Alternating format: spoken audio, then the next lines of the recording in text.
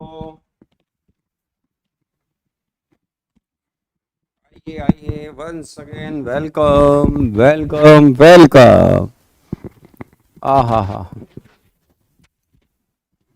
Hello hello, प्रणाम प्रणाम गुरु जी, वाह वाह। हाँ अरे बच्चों, क्या हाल चाल है? सब ठीक है? Hello sir, good evening, good evening, Ram Ram, happy birthday sir, happy birthday निकल गया। गुड इवनिंग, बहुत बढ़िया, थैंक यू वेरी मच। हाँ, मेरा हैप्पी बर्थडे निकल गया, वेरी गुड, चलो अच्छा हुआ। ठीक है, good evening good evening good evening. हाँ अरे बच्चों, तो लास्ट क्लास में मैंने आपको केवल होमवर्क में छोटा सा होमवर्क दिया था, क्वेश्चन बैंक। ठीक है, तो हमने solid state question bank, okay.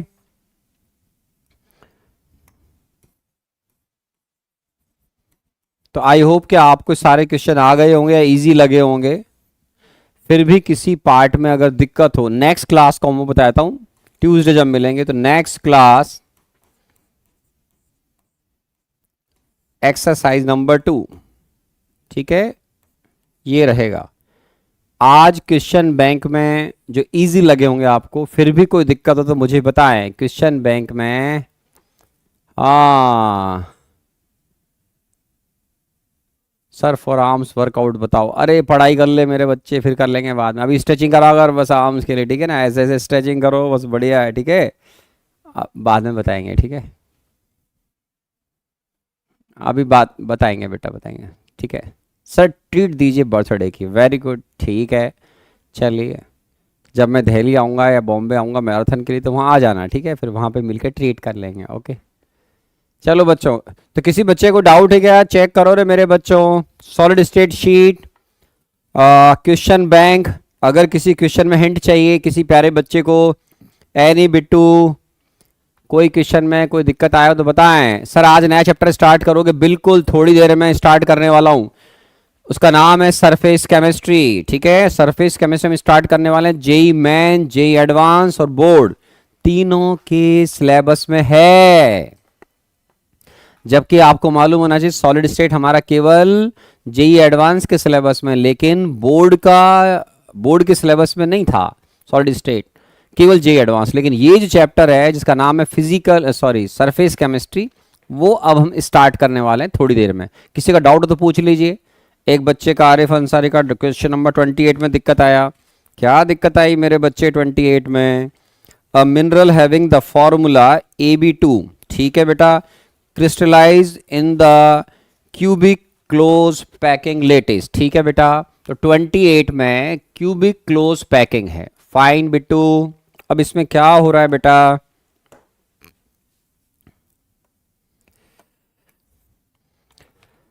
अब इसमें ये हो रहा है, with A atoms occupy the latest points, ठीक है, the coordination number of A atoms that of B atom and the fraction of tetrahedral void, ठीक है।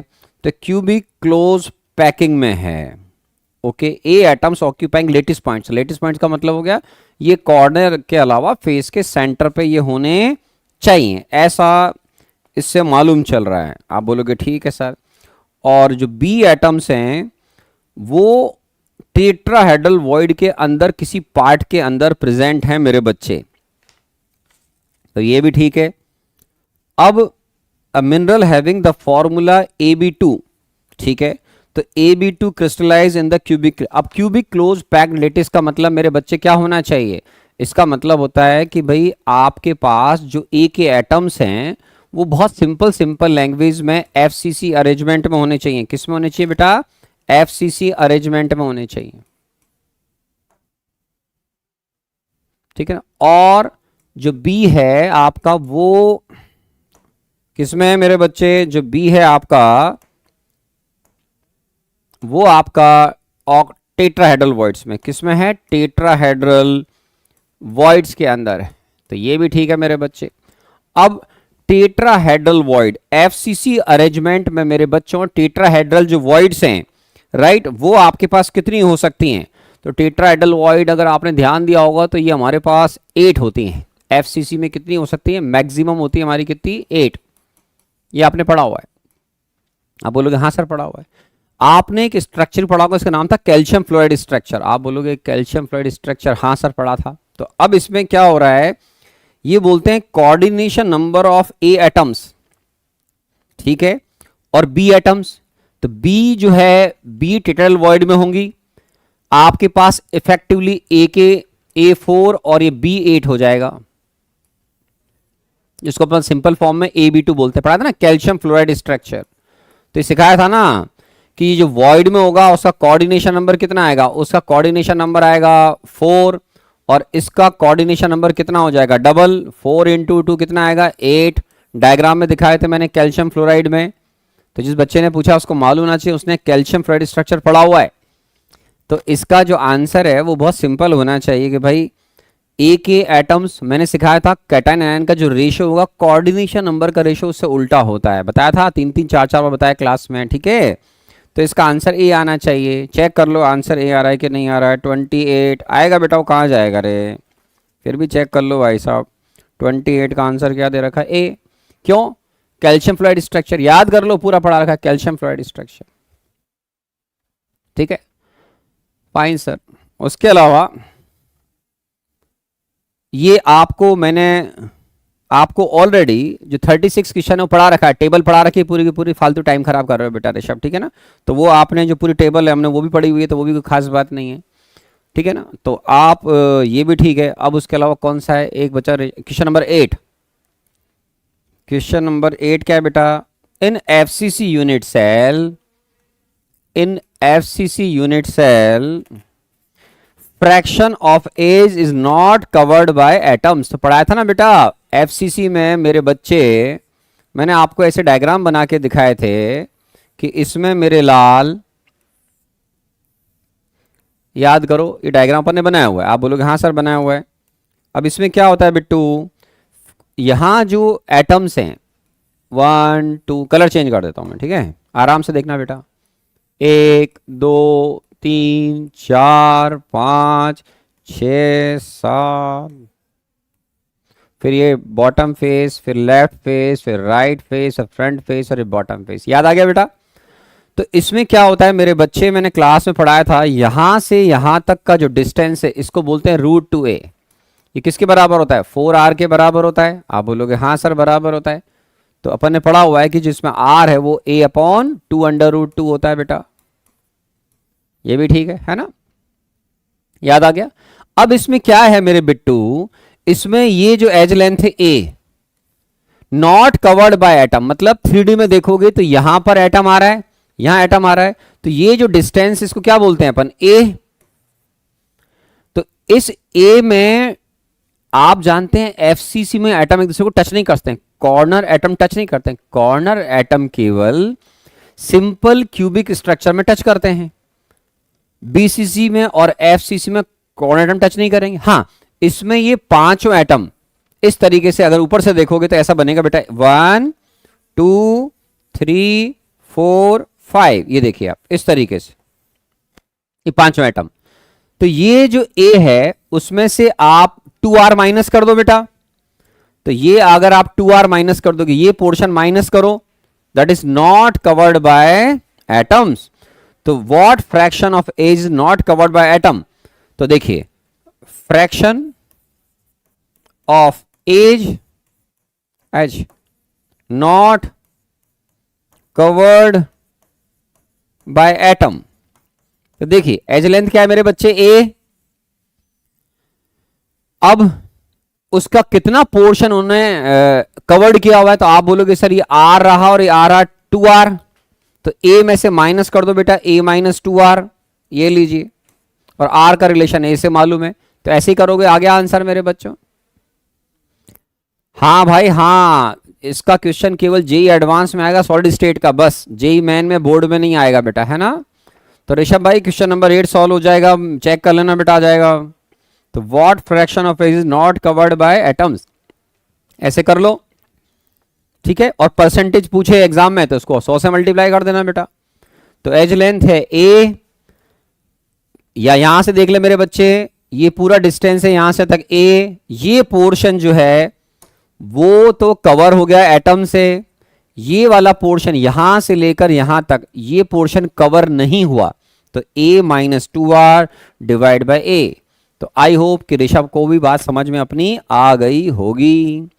और जो 7 क्रिस्टल सिस्टम्स हैं उनका पूरा मैंने टेबल बना के दिया था आपको, कौन कौन सो में 2 ब्रेवियस लेटिस हैं, किसमें 3 है, किसमें 4 हैं, किसमें 1 हैं, ABC अल्फा बीटा गामा, वो टेबल पूरी आपको जे एडवांस से पहले याद करनी पड़ेगी। ठीक है ना ऋषभ, तो वो याद करनी पड़ेगी बेटा, उसको कोई इलाज नहीं मेरे पास। ठीक है, चलिए खत्म हो गया मेरे बच्चों। तो क्वेश्चन बैंक फिनिश। और कोई दिक्कत क्वेश्चन बैंक में, और कोई टेंशन? आगे बढ़ूं, आगे बढ़ूं मेरे बच्चों? यस सर, ऋषभ ने यस सर बोल दिया। आगे देखो, और कोई डाउट रह गया किसी प्यारे बच्चे का? Last call, last call my dear student, solid state sheet question bank, नहीं तो फिर मैं सरफेस केमिस्ट्री स्टार्ट करने जा रहा हूं, आराम से देख लीजिए। ठीक है, एबीसी, एबीसी में एबीसी, एबीसी का मतलब होता है भाई, क्लास में पढ़ाया था मेरे बच्चे, एबीसी, एबीसी का मतलब होता है क्यूबिक क्लोज पैकिंग, ये तो क्लास में पढ़ाया था मैंने आपको। आपका जो एबीसी, एबीसी होता है, इस टाइप की पैकिंग को हम क्या बोलते हैं? Cubic close packing. और जो एबी, एबी टाइप होता है बेटा, ये होता है हमारा हेक्सागोनल क्लोज पैकिंग। ये सब क्लास में पढ़ाए थे रे मेरे बच्चे। ठीक है, एबीसी, एबीसी में क्या होता है? हे भगवान, सब पढ़ा रखे क्लास में, तू क्यों पूछ रहा है भाई अब इसको? तेने इसका मतलब पढ़ाई नहीं करी या टॉपिक पूरे अटेंड नहीं करे, क्लास लेक्चर अटेंड नहीं करे यार, इसका मतलब नहीं। तो सब क्लास में लिखाए थे, नोट्स में सब अवेलेबल है मेरे बच्चे। चलिए आइए मेरे बच्चों,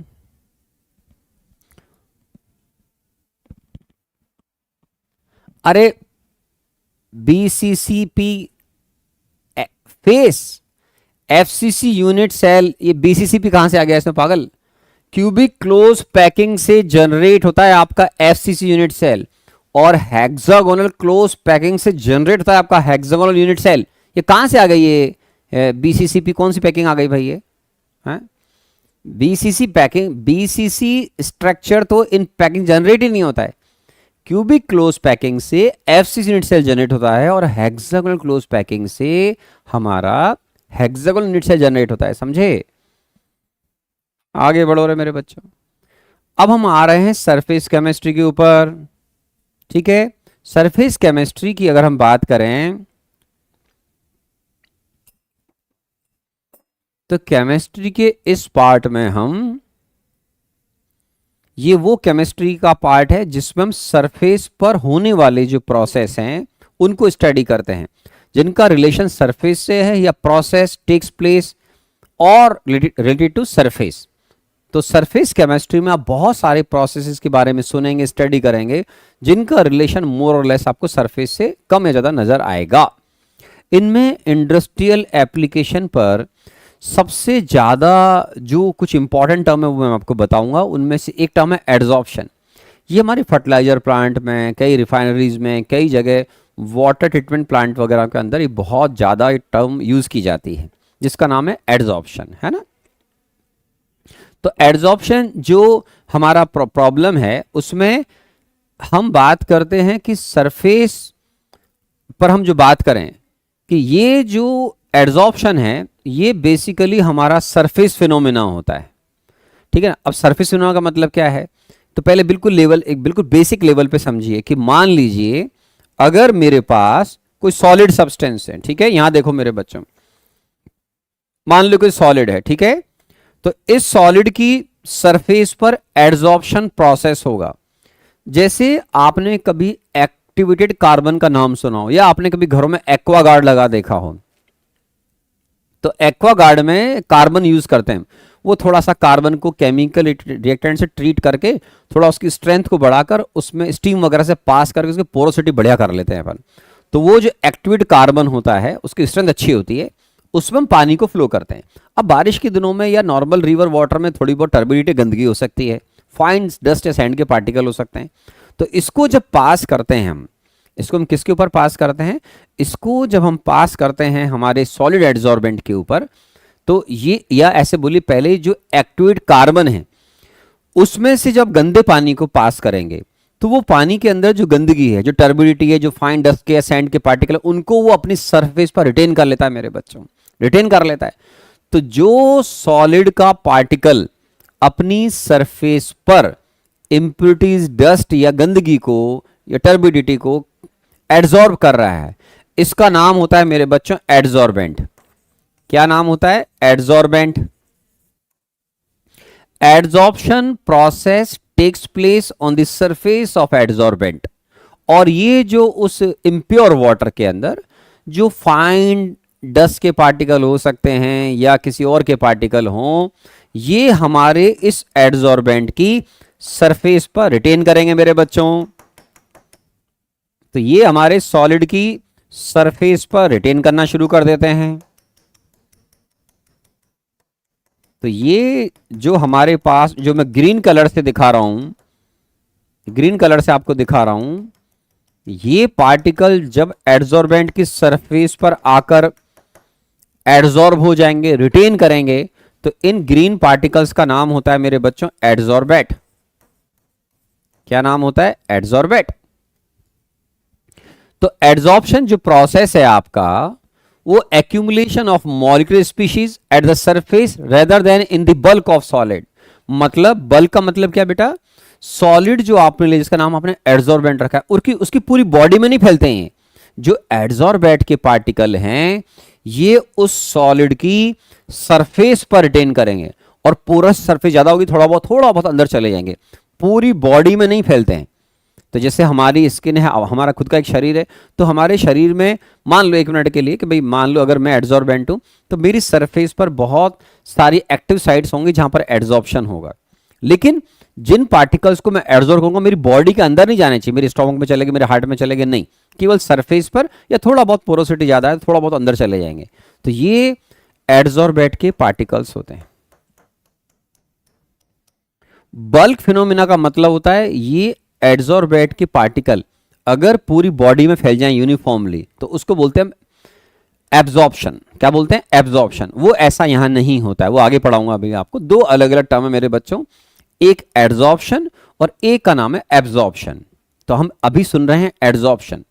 तो ये हमारा एक सरफेस फिनोमिना है एड्सॉर्प्शन, जिसमें जो भी मॉलिक्यूलर स्पीशीज हैं, जैसे मैंने अभी बोला पानी के अंदर मान लो आपने एसिटिक एसिड मिला रखा है, तो एसिटिक एसिड है या कोई और है, बेंजोइक एसिड है।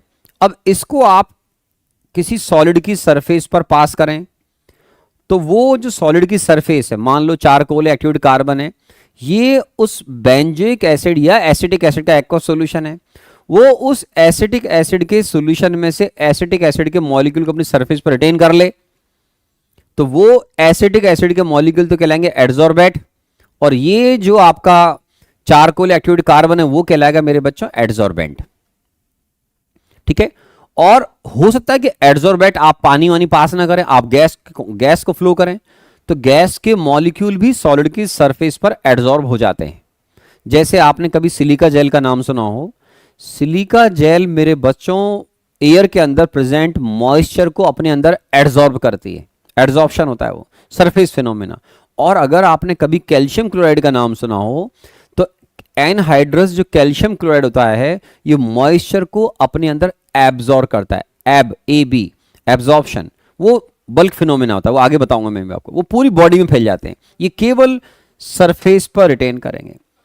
और इस एड्सॉर्प्शन प्रोसेस के लिए जो फैक्टर रेस्पॉन्सिबल है, वो है आपका अनबैलेंस फोर्सेस। क्या है? अनबैलेंस या रेजिडुअल फोर्सेस। अनबैलेंस फोर्स का मतलब क्या है कि देखो, कोई भी सॉलिड है, उसके अंदर प्रेजेंट जो पार्टिकल होंगे, ठीक है ना, ये देखो मैकेनिज्म पहले पढ़ देता हूं। अनबैलेंस्ड और residual attractive forces of adsorbent particles on the surface are responsible for attracting the adsorbate particles on its surface। आराम से सुने, एड्सॉर्बेट के पार्टिकल्स जो अट्रैक्ट होते हैं और रिटेन करते हैं फाइनली एड्सॉर्बेंट की सरफेस पर, उसमें रेस्पॉन्सिबल फैक्टर है एड्सॉर्बेंट के पार्टिकल्स का अनबैलेंस फोर्स। ऐसा क्यों? समझें आराम से। ये मेरे बच्चों आपके पास एडजॉर्बेंट है। क्या है? एडजॉर्बेंट है। ओके, अब ये हमारा एडजॉर्बेंट है। ठीक, अब इसके अंदर क्या होगा? इसके अंदर जो फोर्सेस हैं वो बैलेंस हो रहे हैं। तो फोर्सेस बैलेंस हो रहे हैं साहब। तो इसके सेंटर में जो पार्टिकल प्रेजेंट है मेरे बच्चों, यहां पर फोर्स बैलेंस हो रहे हैं। मतलब ये जो सेंटर में प्रेजेंट पार्टिकल है, ऐसे इसके भी चारों तरफ पार्टिकल होंगे, चारों तरफ पार्टिकल होंगे। अंदर आपके बैलेंस फोर्सेस होते हैं। मतलब इस पार्टिकल पर आपके बैलेंस्ड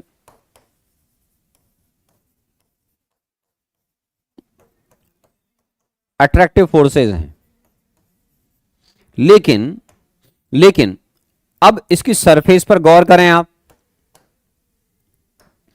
इसकी सरफेस पर अब यहां पे गौर करो। पूरी सरफेस पर तो दिखाऊंगा नहीं, एक जगह पार्टिकल ले लो। इसकी सरफेस पर जो पार्टिकल प्रेजेंट है मेरे बच्चों, अब इसको इधर अट्रैक्ट करने वाले पार्टिकल हैं, इधर अट्रैक्ट करने वाले पार्टिकल हैं, इधर भी होंगे और इधर भी होंगे।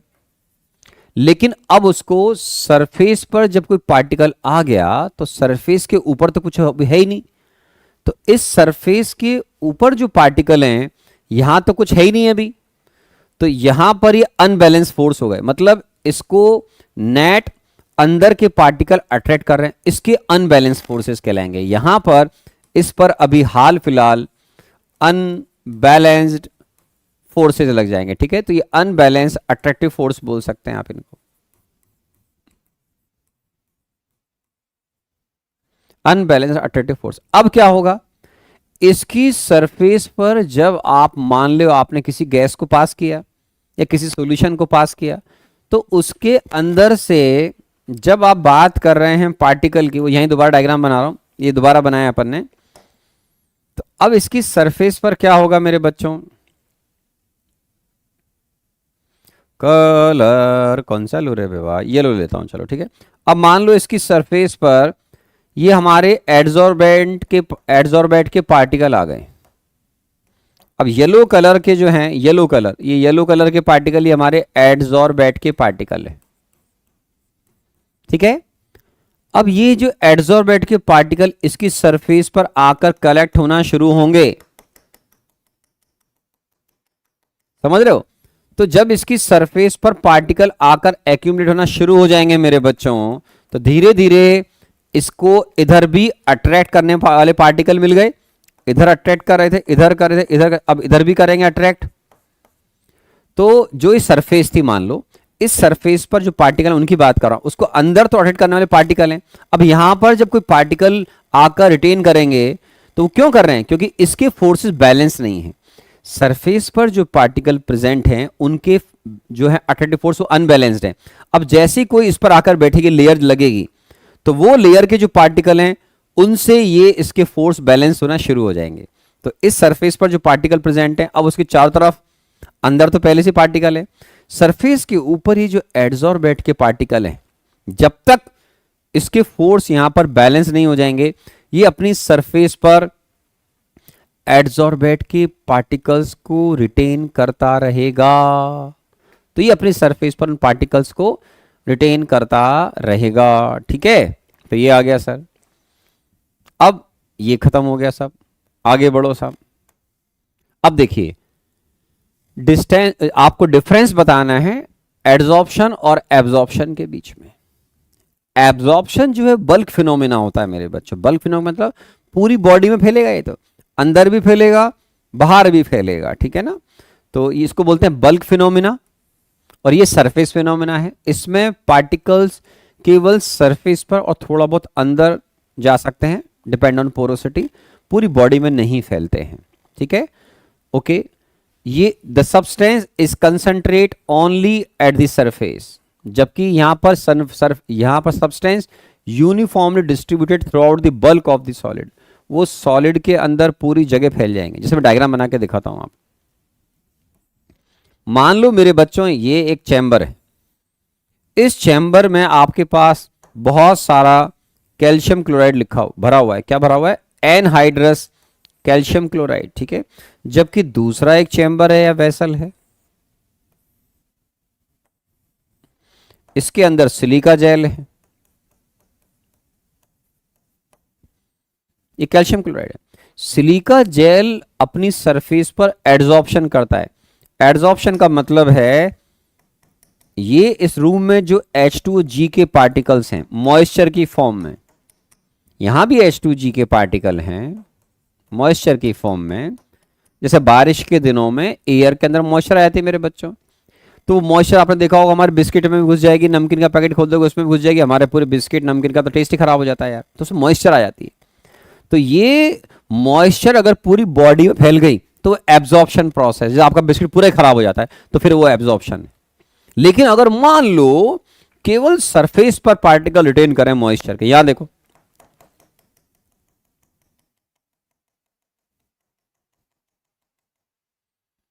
तो ये एड्सॉर्प्शन है। लेकिन अगर यही पार्टिकल H2O के अगर सरफेस के अलावा कंप्लीट बॉडी में फैल जाएं तो इसको बोलते हैं मेरे बच्चों बल्क फिनोमिना। क्या बोलते हैं? Bulk phenomena. तो ये बल्क फिनोमिना था, मतलब पूरी बॉडी में फैलना चाहिए थ्रू आउट। इसको बोलते हैं यूनिफॉर्म। आपको नजर आएगा कि पार्टिकल सरफेस पर या अंदर भी है ना, और इधर केवल पार्टिकल सरफेस पर रिटेन करते हैं। तो H2O पार्टिकल है, लेकिन दो अलग अलग सब्सटेंस की मैंने एग्जांपल ली। सिलिका जेल एड्सॉर्ब कर रहा है, और जो आपका कैल्शियम क्लोराइड है ये आपका एब्जॉर्प्शन करता है। जैसे हमने लिक्विड सॉल्यूशन चैप्टर में जिन बच्चों ने ध्यान दिया हो, तो मैंने एक एक्सपेरिमेंट पढ़ाया था, ओसवाल्ड एंड वॉकर मेथड, ये हमने कवर किया था उसके अंदर कॉलिगेटिव प्रॉपर्टीज में। तो वहां पर हमने मॉइस्चर वाली एयर को यूट्यूब में से पास किया था, उसमें हमने एक एनहाइड्रस कैल्शियम क्लोराइड भरा था। तो जो कैल्शियम क्लोराइड है वो मॉइस्चर को एब्जॉर्ब करता है। बल्क फिनोमेना, पूरी बॉडी में फैल जाता है H2O का पार्टिकल, ठीक है, लाइक दिस। वो बाद में कंडेंस हो जाता है, कंडेंस होने के बाद मॉइस्चर की फॉर्म में हो जाता है, ठीक है। तो ये बात है। अब इसकी इंडस्ट्रियल में आपको एक एप्लीकेशन बताता हूँ बेसिक लेवल पर। तुमने एक्वागार्ड का नाम सुना हुआ है, तो एक्वागार्ड को बिल्कुल बेसिक लेवल पे समझोगे तो पानी को एक एंड से पास करते हो, बीच में मेरे बच्चों उसमें एक्टिवेटेड कार्बन भरा होता है। वो कार्बन इम्प्योर वाटर या गंदे पानी में से जो भी गंदगी है, टर्बिडिटी है, काई, fungus particle, dust fine particle, कुछ भी हो सकते हैं, वो सब अपनी सरफेस पर रिटेन कर लेता है, और बॉटम से आपको प्योर वाटर मिल जाएगा। मतलब जो भी डस्ट पार्टिकल हैं या जो भी गंदगी इम्प्योर टर्बिडिटी है वो उसकी सरफेस पर रिटेन करती है। तो जो आपने कभी एक्वागार्ड का नाम सुना है वो एड्सॉर्प्शन प्रोसेस पर बेस्ड है। और एब्जॉर्प्शन तो बेसिकली बल्क फिनोमेना है। इसमें ऐसा होता है कि जैसे कोई गैसियस मिक्सचर है या कोई गैस है, इसको आपने पानी में से पास किया और वो गैस उसमें एब्जॉर्ब हो गई। तो पहले पानी था, वो गैस उसमें एब्जॉर्ब हो गई, तो वो अब उस गैस का डाइल्यूट एक्वस सॉल्यूशन बन जाएगा। जैसे आपने HCl गैस को पानी में डिसॉल्व कर दिया तो HCl का एक्वस सॉल्यूशन बनाया, अमोनिया गैस को पानी में डिसॉल्व किया, NH3 एक्वस सॉल्यूशन बनाया, लाइक दैट। ओके, और सुने सर, एड्सॉर्प्शन। अब ये मैं आपको दिखा रहा हूं, देखो एक्टिवेटेड चारकोल जो होता है, जो आपका कार्बन का पार्टिकल जिसकी स्ट्रेंथ थोड़ी अच्छी कर दी जाती है और स्टीम वगैरह से पास करके बढ़िया पोरोसिटी कर दी जाती है, पूरा सरफेस बना दी जाती है इसकी, ये अपनी सरफेस पर एड्सॉर्प्शन करता है इंप्योरिटीज का जो हमारे पानी के अंदर होती हैं। उसको आप ऐसे देखें कि हमारे पास जैसे एक्टिवेट कार्बन है मेरे बच्चों, तो ये जो एक्टिवेट कार्बन है इसके पार्टिकल होते हैं मेरे बच्चों, ठीक है। एक्टिवेटेड कार्बन के जो पार्टिकल हैं इनको हम एक बेड के अंदर भर देते हैं मेरे बच्चों, ठीक है। ये आपके थोड़े से राई के दाने, उससे थोड़ा थोड़ा बड़ा साइज मान लीजिए, उस तरह के पार्टिकल होते हैं। अब आपके पास जो इम्प्योर वाटर है, ये जो वाटर है उसमें कुछ मॉइस्चर के पार्टिकल भी, सॉरी टर्बिडिटी, गंदगी वगैरह भी आ रही है मेरे बच्चों। तो ये जो वाटर है ये आपका प्योर होता है। इसके अंदर जो भी आपके पास डस्ट वगैरह के पार्टिकल हैं, इंप्योरिटीज हैं, वो सब इसकी सरफेस पर एक्टिवेटेड चारकोल की सरफेस पर रिटेन करते हैं। बॉटम से आपको प्योर वाटर मिल जाता है, तो वो इंप्योरिटीज या इम्प्योर वाटर को भेजो और नीचे से प्योर वाटर मिल गया। इसका मतलब है सारी इंप्योरिटीज जो हैं वो हमारे एक्टिवेटेड चारकोल कार्बन के पार्टिकल की सरफेस पर जाकर रिटेन करती हैं। तो इसको बोलते हैं मेरे बच्चों एड्सॉर्प्शन।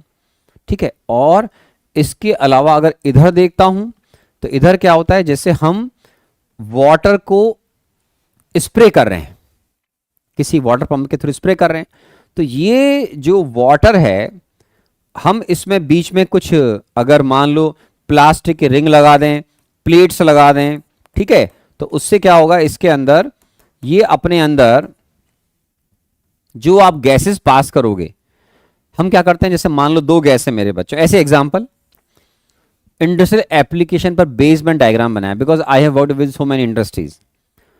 आपने क्या किया, मान लो मेरे पास दो गैस हैं, जैसे नाइट्रोजन है और अमोनिया है। अब इंडस्ट्रीज में क्या होता है बेटा, हमने कोई गैसेस बनाई, कोई बाई प्रोडक्ट कुछ गैस बन गई, वो हमारे ज़्यादा काम की नहीं है, तो अब गवर्नमेंट के कुछ नॉर्म्स होते हैं कि आप उससे ज़्यादा किसी गैस को एयर में छोड़ नहीं सकते हैं, वरना वो एटमॉस्फेयर खराब हो जाएगा, आसपास के लोगों को प्रॉब्लम आएंगी। तो मान लीजिए गैस ए और बी में से ऐसी हाइपोथेटिकल एक नाइट्रोजन गैस और एक अमोनिया गैस है। अमोनिया गैस अगर आप सूंघोगे तो आपका दिमाग खराब हो जाएगा, चक्कर आ जाएंगे, आपके दम घुट जाएगा, अब भेजा आउट हो जाएगा आप। तो नाइट्रोजन और अमोनिया गैस में से मुझे मालूम है कि अमोनिया गैस पानी में एब्जॉर्ब हो जाती है, तो मैं क्या करूंगा कि नाइट्रोजन और अमोनिया को सीधा ऑक्सीजन एयर में नहीं छोड़ूंगा, क्योंकि उससे छोड़ूंगा तो प्लांट के आसपास का एटमॉस्फेयर खराब हो जाएगा, पब्लिक नाराज हो जाएगी। तो हम क्या करेंगे, इस गैसियस मिक्सचर में से दो गैस हैं ए और बी, एक इनमें से गैस है जो पानी में एब्जॉर्ब इफेक्टिवली नहीं होती, जैसे नाइट्रोजन गैस है, तो ठीक है, ये ए और बी में से जो गैसियस मिक्सचर है मेरे बच्चों, वो यहां से गया, वो यहां से गैसियस मिक्सचर हमारा पास होगा मेरे बच्चों, और वो गैसेस यहां से पानी में से स्प्रे कर रहे हो, तो ये पानी के स्प्रे से क्या हो रहा है, इसमें एक गैस एब्जॉर्ब हो जाएगी, तो वो गैस हाल फिलहाल मैंने माना गैस ए है, वो इस पानी में एब्जॉर्ब हो जाएगी, तो उसका बहुत ज़्यादा डाइल्यूट सॉल्यूशन यहाँ बन जाएगा। और गैस बी जो पानी में एब्जॉर्ब नहीं हुई वो ऊपर से निकल जाएगी, तो जाने दो उसको, नाइट्रोजन को छोड़ दो एटमॉस्फेयर में। तो वो जो गैस थी, मान लो H2S गैस है या अमोनिया, जो भी आपको लगता है कि यार ये पब्लिक मारेगी अगर इसको हम छोड़ देंगे प्लांट में से, तो आसपास के गांव वाले मारेंगे, तो आप उस गैस को यहाँ पानी में एब्जॉर्ब कर लो, तो H2S का एक्वस सॉल्यूशन बना लो, अमोनिया का एक्वस सॉल्यूशन बना लो, इस तरीके से। तो ये एब्जॉर्प्शन है, क्यों, पानी जो लार्ज स्केल पर था उसमें मान लो अमोनिया गैस डिसॉल्व हो गई, तो अमोनिया का बहुत डाइल्यूट NH3 एक्वस सॉल्यूशन बन गया। हाँ, तो बिल्कुल ठीक है, तो आपने उस गैस का एब्जॉर्प्शन कर लिया, बल्क फिनोमेना है, पूरे पानी के अंदर वो अमोनिया गैस डिसॉल्व हो चुकी है। Now this water is called NH3 aqueous dilute solution, या dilute solution of NH3 aqueous, नहीं, ठीक है। तो ये एब्जॉर्प्शन का एक इंडस्ट्रियल एप्लीकेशन बताया मैंने, इधर मैंने आपको एब्जॉर्प्शन का इंडस्ट्रियल एप्लीकेशन बताया। ये आपको सीधे सीधे ऐसे डायग्राम बोर्ड की बुक में नहीं मिलेंगे, सुनते जाइए आराम से। तो ये है एब्जॉर्प्शन और ये है एडजॉर्प्शन, ठीक है। जैसे ये है, अब ये मेरे अलावा कौन बताएगा यार, भाई इंडस्ट्री में काम करोगे उसको पता है एब्जॉर्प्शन ढंग से होता क्या है, समझ रहे हो आप। तो कई टीचर्स नोट कर लेते हैं, फिर बोलते हैं मजा आ गया, लेकिन उनको मालूम नहीं प्लांट में हमारे करोड़ों रुपए के इन्वेस्टमेंट इन प्रोसेस के ऊपर होता है हमारे इंडस्ट्री में। फर्टिलाइजर प्लांट में जाओ, कई सिंथेटिक प्लांट में, रिफाइनरीज में, अगर हमारे इस तरह के कुछ प्रोसेस में ये टर्म्स काम आती हैं, एब्जॉर्प्शन और एडजॉर्प्शन। और सुने बच्चों, एडजॉर्प्शन का एक उल्टा प्रोसेस है मेरे बच्चों, जिसका नाम होता है डिसॉर्प्शन। क्या नाम होता है, डिसॉर्प्शन। कि अगर कभी भी जो सॉलिड आपने यूज किया एडजॉर्प्शन के लिए, जिसका नाम है एडजॉर्बेंट, उसकी सरफेस पर मान लो आपने किसी गैस को एब्जॉर्ब किया, तो यहां देखिए गैस है और प्लस ये कोई सॉलिड है। अब ये सॉलिड तो है हमारा एडजॉर्बेंट, ठीक है, तो इसकी सरफेस पर ये गैस अब रिटेन करेगी, तो गैस ऑब्लिक सॉलिड हम लिख रहे हैं, इसका मतलब होता है जो गैस है वो सॉलिड की सरफेस पर एडजॉर्ब हो गई है। Now gas particles are called adsorbate particle. क्या बोलेंगे, एडजॉर्बेट पार्टिकल। ये हमारे एडजॉर्बेट पार्टिकल्स हैं, और प्लस हीट निकलती है मेरे बच्चों, इसमें क्या निकलती है, हीट। क्योंकि गैस के मॉलिक्यूल और जो सॉलिड है उसकी सरफेस के बीच में जो अट्रैक्टिव फोर्स लगेंगे, ये जितने स्ट्रॉन्ग अट्रैक्टिव फोर्स लगेंगे उतनी हीट जनरेट होगी। लेकिन क्योंकि वीक, आप अभी और आगे मेरे साथ में पढ़ोगे कि एडजॉर्प्शन में दो तरह का होता है, फिजिकल और केमिकल। अगर गैस और सॉलिड के बीच में कोई रिएक्शन हो गई तो उसका नाम हो जाएगा केमिकल एडजॉर्प्शन। और गैस और सॉलिड के बीच में रिएक्शन नहीं हुई मेरे बच्चों, केवल फिजिकल अट्रैक्शन है, मतलब इस जो वंडरफुल फोर्स जो अट्रैक्शन है वो लग रहे हैं अगर, या सिमिलर टू दैट फोर्सेस लग रहे हैं, तो वो कहलाता है फिजिकल एड्जॉर्प्शन। उसमें रिएक्शन नहीं होती है, गैस के पार्टिकल सॉलिड की सरफेस एड्जॉर्ब हुए, और अगर आपने उस प्रोसेस का उल्टा कर दिया तो उसका नाम हो जाएगा desorption. Just reverse of adsorption process. जैसे ये गैस सॉलिड की सरफेस पर मेरे बच्चों क्या हो रही है, एड्जॉर्ब हो रही है। तो यहां ये आप जो देख रहे हैं वो हमारा एड्जॉर्प्शन प्रोसेस है। क्या है, एड्जॉर्प्शन प्रोसेस है। और ये हमारा डिसॉर्प्शन प्रोसेस है, इधर से उल्टा।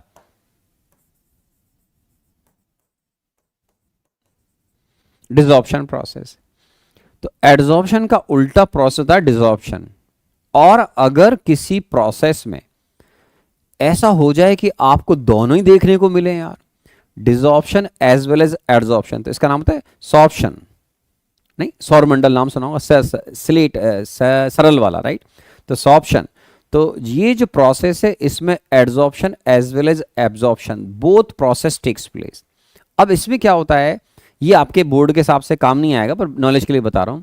अगर कभी आपने किसी सॉलिड की ऊपर किसी गैस का या लिक्विड का फ्लो किया और उसकी सरफेस पर, यहां देखो ये मेरा कोई सॉलिड एड्जॉर्बेंट है, ठीक है। अब इसकी सरफेस पर क्या किया, मैंने किसी गैस को फ्लो किया या कोई लिक्विड फ्लो किया। अब वो सरफेस के अलावा अंदर भी चला गया मेरे बच्चों, ठीक है। अब हम ये देखते हैं कि अगर पूरा सब जगह कंपोजिशन सेम है, बिल्कुल बल्क फिनोमेना है, पूरी सब जगह सेम है, फिर तो एब्जॉर्प्शन है। केवल सरफेस पर है तो एड्जॉर्प्शन है। दोनों होने का मतलब होता है कि अगर मान लो सरफेस पर ज्यादा है मेरे बच्चों, सरफेस पर ज्यादा है अट्रैक्ट कंसंट्रेशन एड्जॉर्बर पार्टिकल का, अंदर कम है, तो इसको बोलते हैं हम heavily adsorption with absorption. Absorption तो इसलिए क्योंकि अंदर बाहर सब जगह है। हैवीली वर्ड एड्जॉर्प्शन के आगे लगाएंगे बिकॉज सरफेस पर पार्टिकल का कंसंट्रेशन ज्यादा है, तो this is called sorption. But इसको में से बोलते हैं हैवीली एड्जॉर्प्शन विद एब्जॉर्प्शन। और अगर इसके अंदर सरफेस पर पार्टिकल कम है, अंदर ज्यादा है, तो सरफेस पर भी है और अंदर भी है, और अंदर ज्यादा है, तो इसको बोलते हैं sir adsorption with heavily absorption, क्योंकि अंदर ज्यादा है कंसंट्रेशन। जैसे आपने कोई स्पंज लिया, स्पंज को किसी इंक में डुबो, स्पंज व्हाइट कलर का, इंक रेड कलर की, तो आप देखोगे आपको पूरा स्पंज जो है वो रेड कलर का हो जाएगा। लेकिन आप हो सकता है आपके स्पंज में आप नोट कर पाओ कि यार सरफेस पर पार्टिकल कम लग रहे हैं, अंदर ज्यादा लग रहे हैं। तो बाहर सरफेस पर कम, बॉडी के अंदर विद इन बॉडी ज्यादा है, तो इसको हम बोलते हैं एड्जॉर्प्शन विद हैवीली एब्जॉर्प्शन।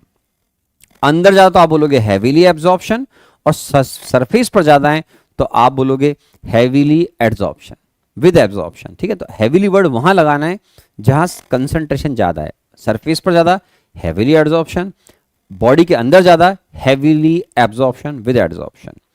तो ये चार प्रोसेस हुए, एड्जॉर्प्शन, एब्जॉर्प्शन, डिसॉर्प्शन और सॉर्प्शन, राइट। तो ये हमारे चार प्रोसेस हैं, ठीक है। तो ये आपने सुन लिया, स्टडी कर लिए सर। अब इसके बाद आता है बड़ा इंपॉर्टेंट पार्ट। बोर्ड के हिसाब से सरफेस केमिस्ट्री का सबसे इंपॉर्टेंट पार्ट यही है जो स्क्रीन पे लिखा हुआ है। आप अगर 25-20 साल के पुराने पेपर उठा के देखें तो आपको कई साल ये क्वेश्चन मिलेगा कि टाइप्स ऑफ एड्जॉर्प्शन क्या है, या उनके बारे में बताएं, या क्लासिफिकेशन ऑफ एड्जॉर्प्शन, या डिफरेंस, या जो भी है वट एवर, कुछ भी क्वेश्चन पूछता है। तो now we should know physical and chemical adsorption. ये बहुत इंपॉर्टेंट पार्ट है।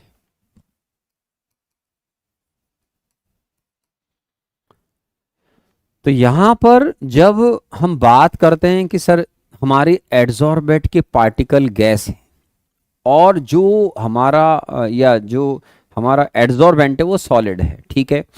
तो हम ये जो एड्जॉर्प्शन प्रोसेस है इंडस्ट्रियल लेवल पर भी अगर झांके या देखें, दो तरह का होता है मेरे बच्चों, एक फिजिकल एड्जॉर्प्शन और एक केमिकल एड्जॉर्प्शन। और इसमें से भी आप अगर इन वर्ड को हटा दें, कल और एड को हटा दो तो फिजिजॉर्प्शन, कल और एड को यहां से हटा दो तो केमिजॉर्प्शन। तो शॉर्टकट में हम इनको हम फिजिजॉर्प्शन या केमिजॉर्प्शन भी बोलते हैं। तो physical adsorption, chemical adsorption. Adsorption को दो पार्ट में हमने डिवाइड करा, ठीक है।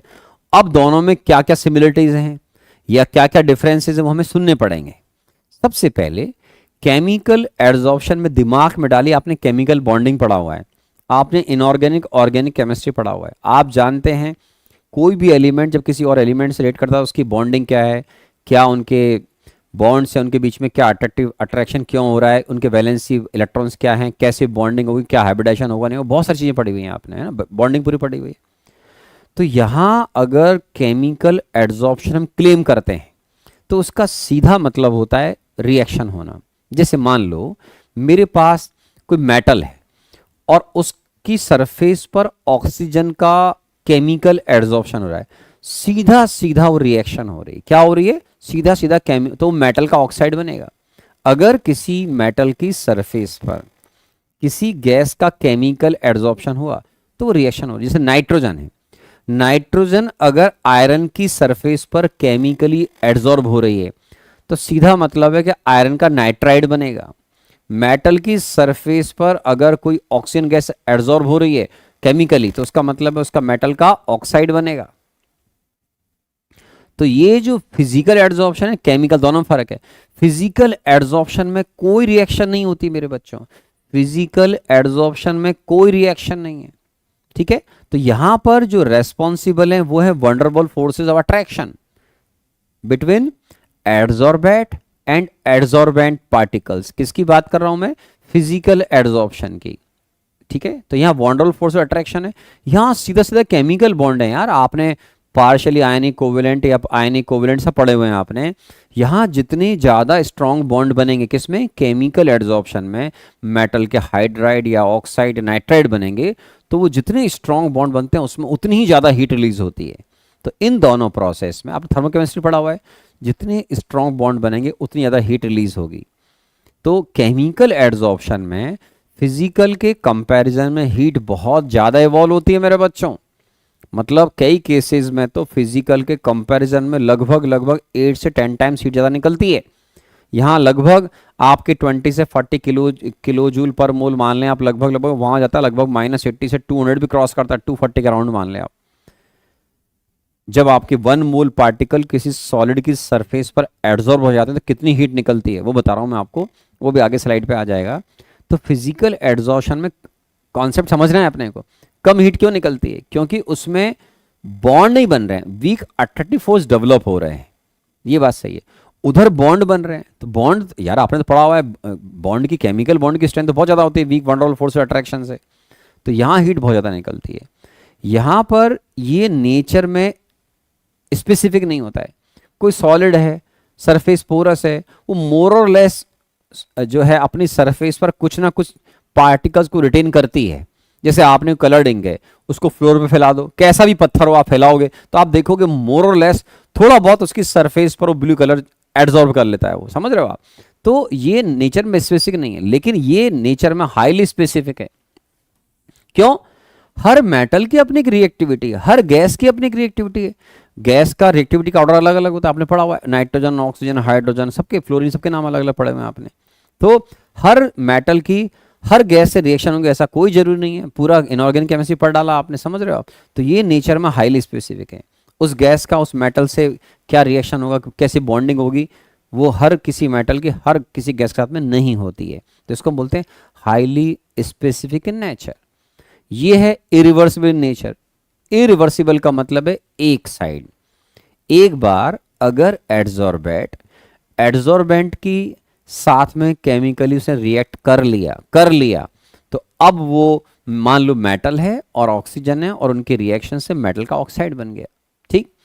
अब वो मेटल ऑक्साइड मान लो आप वॉशिंग कर रहे हैं, कुछ कर रहे हैं, तो वो मेटल ऑक्साइड अब मेटल ऑक्सीजन में कन्वर्ट नहीं होगा, वो इसको बोलते हैं इरिवर्सिबल। जबकि सुनो आराम से, जैसे हम इंडस्ट्रियल लेवल पे क्या करते हैं, पानी, इस पानी को आपने गंदे पानी को पास किया, इम्प्योर वाटर को, रिवर वाटर अगर गंदा है, सी वाटर तो नहीं, इसमें सॉल्ट ज़्यादा होते हैं, तो ये एक्टिवेटेड कार्बन से आपने प्योर वाटर ले लिया।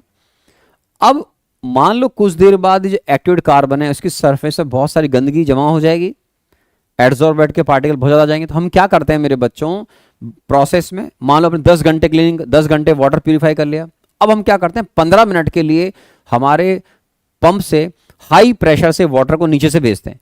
अब नीचे जैसे इस पानी को भेजेंगे हाई प्रेशर से, तो पूरे कार्बन के बेड पर जब पानी नीचे जाएगा तो ये सारे पार्टिकल हिलेंगे, मूवमेंट करने लग जाएंगे। तो इन्होंने जितना भी पार्टिकल को एड्सॉर्ब किया होगा उनको बाहर निकाल देंगे, तो वो सारी गंदगी टर्बिडिटी जो है वो बाहर आ जाएगी, और उसको अपन रिवर्स करके नाली के अंदर जो हमारी साइड में बनी थी इंडस्ट्री में उनमें ड्रेन कर देते हैं, वो पानी फेंक देते हैं। फिर थोड़ी देर बाद वॉल लगे होते हैं, पूरा प्रोसेस होता है। फिर थोड़ी देर बाद आधा घंटे प्रोसेस किया, 15 मिनट बैक वॉशिंग बोलते हैं इसको, बैक वॉशिंग। बैक वॉश कर दो, सारे कार्बन से इम्प्योरिटी निकल जाएगी, कार्बन अगेन प्रिपेयर हो गया एड्सॉर्प्शन के लिए। तो ये एड्सॉर्प्शन है। इसका उल्टा अगर आप करोगे तो इसका नाम होता है डिसॉर्प्शन। ऐसा आपके फिजिकल एड्सॉर्प्शन में होता है, केमिकल एड्सॉर्प्शन में नहीं होगा, बिकॉज केमिकल एड्सॉर्प्शन रिएक्शन हो गई है भाई। अभी थोड़ी कि आपने पानी फेंक दिया, रिवर्स पानी वाटर फेंक रहे हो तो पता लगा हाई प्रेशर से कि सब मेटल का ऑक्साइड ही खराब हो गया, ऐसा नहीं होता है इसमें, ठीक है ना। तो ये जो फिजिकल एड्सॉर्प्शन है वो आपका रिवर्सिबल है, और जबकि केमिकल जो एड्सॉर्प्शन है वो इरिवर्सिबल है। तो ये पॉइंट्स आपको जेई मेन और एडवांस से बोर्ड के हिसाब से याद रहने चाहिए। Reversible nature, gas plus solid, double arrow, gas oblique solid plus heat. Heat तो निकलती है, फाइनल जब बॉन्ड बन जाता है केमिकल एड्सॉर्प्शन वहां भी हीट निकलेगी। फर्क क्या है फिजिकल केमिकल में? फिजिकल एड्सॉर्प्शन में तो शुरुआत प्रोसेस की होते ही हीट निकलती है, क्योंकि जैसे ही गैस सॉलिड कांटेक्ट में आएगी, वीक वंडरफुल फोर्स से अट्रैक्शन लगेंगे, हीट रिलीज होना शुरू हो जाएगी। केमिकल एड्सॉर्प्शन थोड़ा डिफिकल्ट प्रोसेस है, इसमें रिएक्शन होगी। तो शुरू में आपने काइनेटिक्स पढ़ा होगा, गैस जब सॉलिड कांटेक्ट में आएगी तो शुरुआत में हमने पढ़ा हुआ है केमिकल काइनेटिक्स में कि रिएक्शन को परफॉर्म होने के लिए सम अमाउंट ऑफ एनर्जी की रिक्वायरमेंट होती है। आपने कभी एक्टिव एनर्जी का नाम सुना होगा। तो केमिकल एड्सॉर्प्शन में हमें शुरुआत में एक्टिवेशन एनर्जी की ज़रूरत होती है मेरे बच्चों। वो अगर एक्टिवेशन एनर्जी आपने नहीं दी तो फिर रिएक्शन नहीं होती। तो शुरुआत में इसमें पहले हीट देनी पड़ती है, एक बार उसकी एक्टिवेशन एनर्जी की रिक्वायरमेंट फुलफिल हो जाए फिर बॉन्ड बनेंगे तो बाद में हीट रिलीज होती है। तो इसमें हीट बहुत ज़्यादा रिलीज होती है chemical adsorption, because strong bond बनते हैं। लेकिन शुरुआत में सच है कि हमको थोड़ी हीट देनी पड़ती है क्योंकि एक्टिवेशन एनर्जी की रिक्वायरमेंट होती है, ठीक है ना। तो ये और आगे बात कर रहे हैं, तो इसमें देखिए enthalpy of adsorption is low, -20 से -40 kilojoule per mole in this case. पर मोल का मतलब होता है पर मोल जो गैस एड्सॉर्ब होगी, 1 मोल एड्सॉर्ब हो जाएगी गैस तो -20 से -40 किलोजूल निकलेगी। जबकि 1 मोल गैस अगर केमिकली एड्सॉर्ब हुई रिएक्शन किया तो वो -80 से लेकर लगभग 240 तक जाती है। Enthalpy of adsorption is high, -80 to -240 kilojoule per mole in this case, ठीक है। और उसके अलावा जो मैं आपसे अभी बात कर रहा था ये भी बताऊंगा, ये पॉइंट इधर देख लीजिए। Low temperature is favourable for adsorption, it decreases with increase of temperature. अगर तुम टेम्परेचर बढ़ाओगे तो यहां पर जो एड्सॉर्प्शन है वो आपका कम हो जाएगा। उल्टा प्रोसेस चल रहा है कोई, आपने टेम्परेचर बढ़ा दिया तो वो एड्सॉर्प्शन कम हो जाता है। एक्सटेंट ऑफ एड्सॉर्प्शन बोलते हैं, वो आगे स्लाइड बताऊंगा। एड्सॉर्प्शन जिस अमाउंट में होना होता है उससे कम होना शुरू होता है अगर आप टेम्परेचर बढ़ाओगे तो। इजी लैंग्वेज में हाई टेम्परेचर पर फिजिकल एड्सॉर्प्शन कम होता है। और जो केमिकल एड्सॉर्प्शन है इसमें हम पूरे डायग्राम से सिखाऊंगा मैं भी आपको, पर बेसिक लेवल पे बोलें तो हाई टेम्परेचर की शुरुआत में आपको रिक्वायरमेंट होती है। क्यों? एक्टिवेशन एनर्जी की रिक्वायरमेंट है। शुरुआत में हाई टेम्परेचर दे दीजिए, एक बार रिएक्शन अगर स्टार्ट हो गई फिर उसमें बहुत अच्छी हीट निकलती है, बहुत बढ़िया हीट निकलेगी। वो सामने लिखा हुआ है -80 से लेकर लगभग 240 किलो जूल पर मोल, है ना। ये अभी मैं आपको डायग्राम्स और बताऊंगा इसको जब हम एक्सटेंट ऑफ एड्सॉर्प्शन की बात करेंगे, आज ही आने वाला, थोड़ी देर में आने वाला है। इसके अलावा ये दोनों ही जो एड्सॉर्प्शन हैं ये गैस के नेचर पर डिपेंड करते हैं। किसके? गैस के नेचर पर डिपेंड करते हैं। गैस की अपनी एक रिएक्टिविटी होती है, वो कितनी इनर्ट है, कितनी रिएक्टिव गैस है, उसके अकॉर्डिंग वो डिफरेंट मेटल के साथ में बॉन्ड बनाती है। तो ये भी गैस के नेचर पर डिपेंड करती है, जिसमें gases which can react with the adsorbent show chemical adsorption. भाई बॉन्ड बनाने की एबिलिटी होगी इस गैस की, कई इनर्ट गैस है तो नहीं बना रही बॉन्ड नॉर्मल कंडीशंस पर, तो कई गैस रिएक्टिव ज़्यादा होती हैं, तो इनर्ट गैस भी होती हैं, रिएक्टिव गैसेस भी होती हैं। तो हर गैस की अपना एक नेचर है, उसके अकॉर्डिंग वो रिएक्टिविटी शो करती है और अपने हाइड्राइड या गैसेस के ऑक्साइड्स या नाइट्राइड वगैरह बनते हैं। और जो फिजिकल एड्सॉर्प्शन है it depends on the nature of gas. इसमें देखा गया है कि जो गैस इजीली लिक्विफाई होती है, मतलब जो इजीली कंप्रेसिबल है, ऐसी गैसेस जिनके मॉलिक्यूल के बीच में inter molecular forces of attraction better होते हैं, तो उसका मतलब पार्टिकल काफी क्लोज आना पसंद करते हैं। उनको कंप्रेस करना भी आसान है क्योंकि गैस के मॉलिक्यूल्स में कौन से फोर्स लग रहे हैं, अट्रैक्टिव फोर्स, तो उनको क्लोज लाना आसान है और उनको सॉलिड की सरफेस पर रिटेन करना भी आसान है। क्यों? वो पार्टिकल एक दूसरे में अट्रैक्शन फील करते हैं, तो सॉलिड की सरफेस पर एक दूसरे को रिटेन करने में हेल्प करेंगे। अगर मान लो गैस के मॉलिक्यूल जो अट्रैक्शन ही नहीं है, तो वो सॉलिड की सरफेस पर जब रुकेंगे तो क्यों एक दूसरे की हेल्प करेंगे भाई रिटेन करने में। तो ये जो केस है फिजिकल एड्सॉर्प्शन का, इसमें depends on nature of gas. More easily liquefiable gas, ऐसी गैसेस जो इजीली लिक्विफाई होती हैं, जिनके लिए वॉन डेर वाल कांस्टेंट का नाम सुना होगा मेरे बच्चों। आपने अगर टीसी टेम्परेचर का नाम सुना हो, हाई हो और या फिर ए हाई हो, वॉन डेर वाल कांस्टेंट ए, अगर आपने 11th क्लास में पढ़ा होगा तो ये वॉन डेर वाल जो कांस्टेंट है, A is A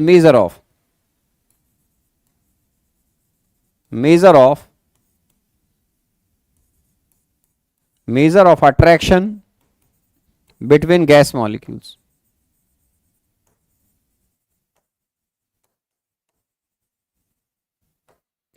More value of A,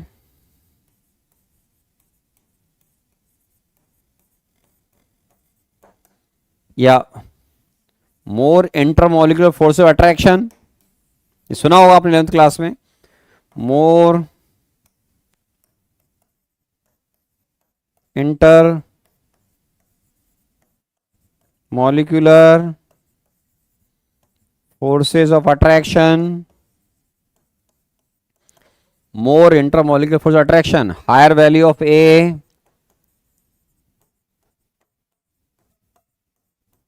और साथ में टीसी। क्यों टीसी पढ़ा है मेरे बच्चों? क्या होता है? 8A/27 RB। तो हम ऐसा बोलते हैं कि ए का वैल्यू ज्यादा होने का मतलब है टीसी ज्यादा है। या इजी लैंग्वेज में एग्जाम में अगर आपको ए दे रखे वॉन डेर वाल कांस्टेंट, तो जिनके लिए आपको ए का वैल्यू ज्यादा दे रखा है वॉन डेर वाल कांस्टेंट का, ठीक है, वॉन डेर वाल कांस्टेंट, इसका मतलब उन गैस के मॉलिक्यूल के बीच में अट्रैक्टिव फोर्सेस ज्यादा होंगे, और जिनके बीच में अट्रैक्टिव फोर्सेस ज्यादा हैं वो सॉलिड की सरफेस पर इजीली रिटेन करते हैं। तो ऐसी गैसेस जिनके बीच में इंटर मॉलिक्यूलर फोर्स अट्रैक्शन ज्यादा होते हैं, उनको कंप्रेस करना और लिक्विफाई करना भी आसान होता है। क्यों? वो इजीली एक दूसरे के साथ में रह सकते हैं, एक दूसरे को अट्रैक्ट कर रहे होते हैं। तो ऐसी गैसेस को कंप्रेस करना आसान काम होता है, राइट। तो ऐसी गैसेस के लिए एग्जाम में ए दे रखा है, तो ए की वैल्यू ज्यादा होने का मतलब उनके लिए टीसी की वैल्यू ज्यादा होना। तो एग्जाम में टीसी एक ही टर्म में आपसे बात करेगा, तो जिन गैसेस के लिए टीसी की वैल्यू ज़्यादा है, समझ जाइए ये गैसेस अच्छे से या इजीली इजीली आपकी जो है वो सॉलिड की सरफेस पर एड्सॉर्ब होती हैं। और या फिर एक ही टर्म में दे रखा हो, जिस गैस के लिए वॉन डेर वाल कांस्टेंट की वैल्यू ज़्यादा है उसका ज़्यादा एड्सॉर्प्शन होगा, सिंपल, ठीक है। तो यहाँ जो फिजिकल एड्सॉर्प्शन की बात हो रही है वो गैस और सॉलिड के बीच में weak intermolecular force of attraction है, जो van der Waals force of attraction हम बोलते हैं, ये वो है। तो इनका केमिकल बॉन्ड से डायरेक्ट कंपैरिजन नहीं होता है, इसीलिए हीट का अमाउंट भी देखिए बहुत अलग अलग जा रहा है, -20 से -40 और कहाँ -80 से लगभग -200 किलोजूल पर मोल, ठीक है। तो ये हमारे कुछ पॉइंट्स हैं जो फिजिकल और केमिकल एड्सॉर्प्शन के अंदर इंपॉर्टेंट आता है। अभी तो और हैं, क्या है और देखिए सर आप। दूसरा है फिजिकल एड्सॉर्प्शन में no appreciable activation energy needed. Physical adsorption में मोर और लेस सॉलिड पर आप किसी गैस को पास कर रहे हो तो वो उसका कुछ ना कुछ फिजिकल एड्सॉर्प्शन वैसे हो जाता है रूम टेम्परेचर के आसपास, कम हाई टेम्परेचर पे भी। लेकिन high activation energy is needed, है ना। केमिकल एड्सॉर्प्शन में आपको जनरली एक्टिवेशन एनर्जी देनी पड़ेगी, और कई केसेस में तो आपको हाई एक्टिवेशन एनर्जी भी देनी पड़ती है रूम टेम्परेचर या उनसे हाई टेम्परेचर पर रिएक्शन को होने के लिए। कई केमिकल एड्जॉर्प्शन के केसेस में आपको शुरुआत में एनर्जी देनी पड़ती है। एक बार रिएक्शन स्टार्ट हो गई तो फिर उसमें ज़्यादा हीट निकलती है क्योंकि वो बॉन्ड बनना शुरू है, लेकिन बॉन्ड बनने के लिए पहले शुरुआत में आपको टेम्परेचर हाई रखना पड़ता है, देना पड़ता है। हाई टेम्परेचर मेंटेन करो या एक्टिव एनर्जी प्रोवाइड करें शुरुआत में, ठीक है। दोनों ही जो एड्जॉर्प्शन टाइप के, उनके बीच में सिमिलरिटी एक है क्या, दोनों सरफेस एरिया पर डिपेंड करते हैं कि आपके पास जो एड्जॉर्बेंट है, कौन है adsorbent, more surface area of adsorbent, more surface area of adsorbent, right, higher adsorption rate, ठीक है ना। मोर, ये पढ़ाऊंगा आपको, मोर एक्सटेंट ऑफ एड्जॉर्प्शन, ये अभी बताऊंगा मैं आपको। एक्सटेंट ऑफ एड्जॉर्प्शन हम मेजर करते हैं कि पर केजी या पर ग्राम एड्जॉर्बेंट की सरफेस पर कितने ग्राम आपकी गैस या एड्जॉर्बेंट एड्जॉर्ब हो रहा है। तो वो मैं अभी आगे बताऊंगा आपको, don't worry. X by m बोलते हैं इसको, एक्सटेंट ऑफ एड्जॉर्प्शन। एक्स का मतलब है mass of gas adsorbed, m का मतलब है मास ऑफ सॉलिड एड्जॉर्बेंट, ठीक है। तो यहां पर ये दोनों जो एड्जॉर्प्शन है ये आपकी सरफेस एरिया ऑफ एड्जॉर्बेंट पर डिपेंड करते हैं। जैसे सरफेस एरिया बढ़ाओगे तो क्या होगा बेटा, जैसे आप मान लो पेन है, इसकी पूरी सरफेस पर एड्जॉर्प्शन हो रहा है, मैंने इस पेन को तोड़ दिया तो जैसे तोड़ूंगा अंदर से एक नई सरफेस निकलेगी। इरेजर ले लो, इरेजर एक हमारा सॉलिड एड्जॉर्बेंट है, उसकी सरफेस पर गैस एड्जॉर्ब हो रही है। अब इरेजर को तोड़ो, काट दो बीच में से, तो नई सरफेस निकलेगी दोनों इरेजर के पार्ट पर, तो वहां पर भी एड्जॉर्प्शन हो जाएगा। फिर इरेजर को और 4 पार्ट में काटोगे, जितना ज़्यादा उसको आप तोड़ते जाओगे, ब्रेक करते जाओगे, उसके अंदर नई सरफेस जनरेट हो जाएगी। क्या जनरेट हो जाएगी, नई सरफेस जनरेट हो जाएगी। उसको बोलते हैं new active site generate when we cut our adsorbent by any tool. किसी भी टूल से अगर आप उसे कटिंग कर रहे हैं, तोड़ रहे हैं, तो जितना आप जैसे आपने पत्थर ही लिया बेटा, पत्थर को तोड़ दिया तो पत्थर के 4 पार्ट कर दिए, तो उस पत्थर को उठा के देखो तो उसमें नई नई सरफेस जनरेट हो जाएंगी ना। तो नई सरफेस का मतलब न्यू एक्टिव साइट्स, कि अब उन नई सरफेस पर भी गैस के मॉलिक्यूल आकर एड्जॉर्ब हो सकते हैं। तो जितना सरफेस एरिया बढ़ाओगे, दोनों ही तरह के एड्जॉर्प्शन जो है वो इंक्रीज होते हैं, बढ़ते हैं, ठीक है। पानी पी लेता हूं, थक गया रे यार। और पढ़िए आराम से, 9th पॉइंट पढ़िए।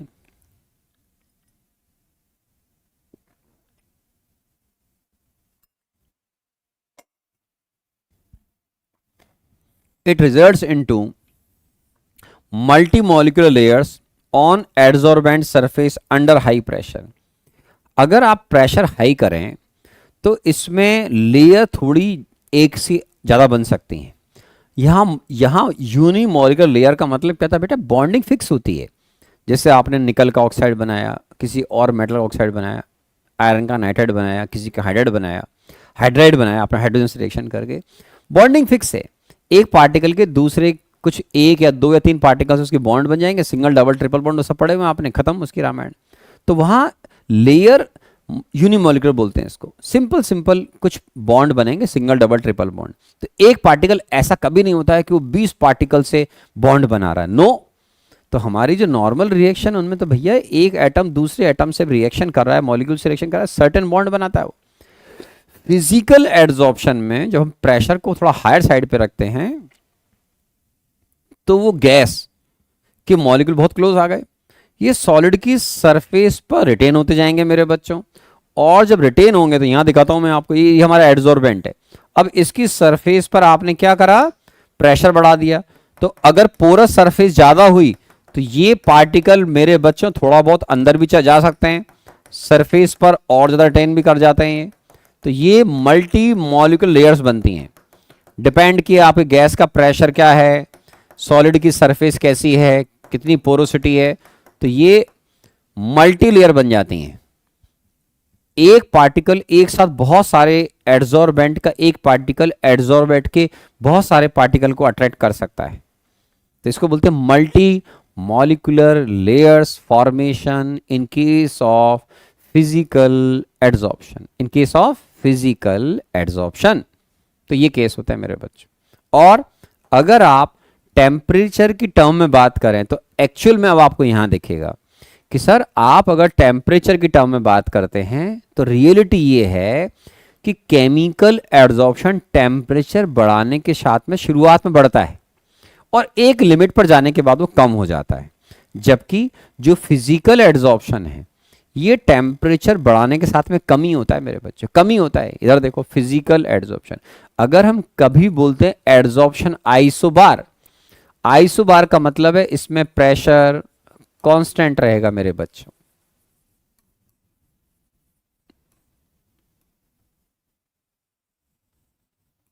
ठीक है, x by m, this is called extent of adsorption. T का मतलब टेम्परेचर।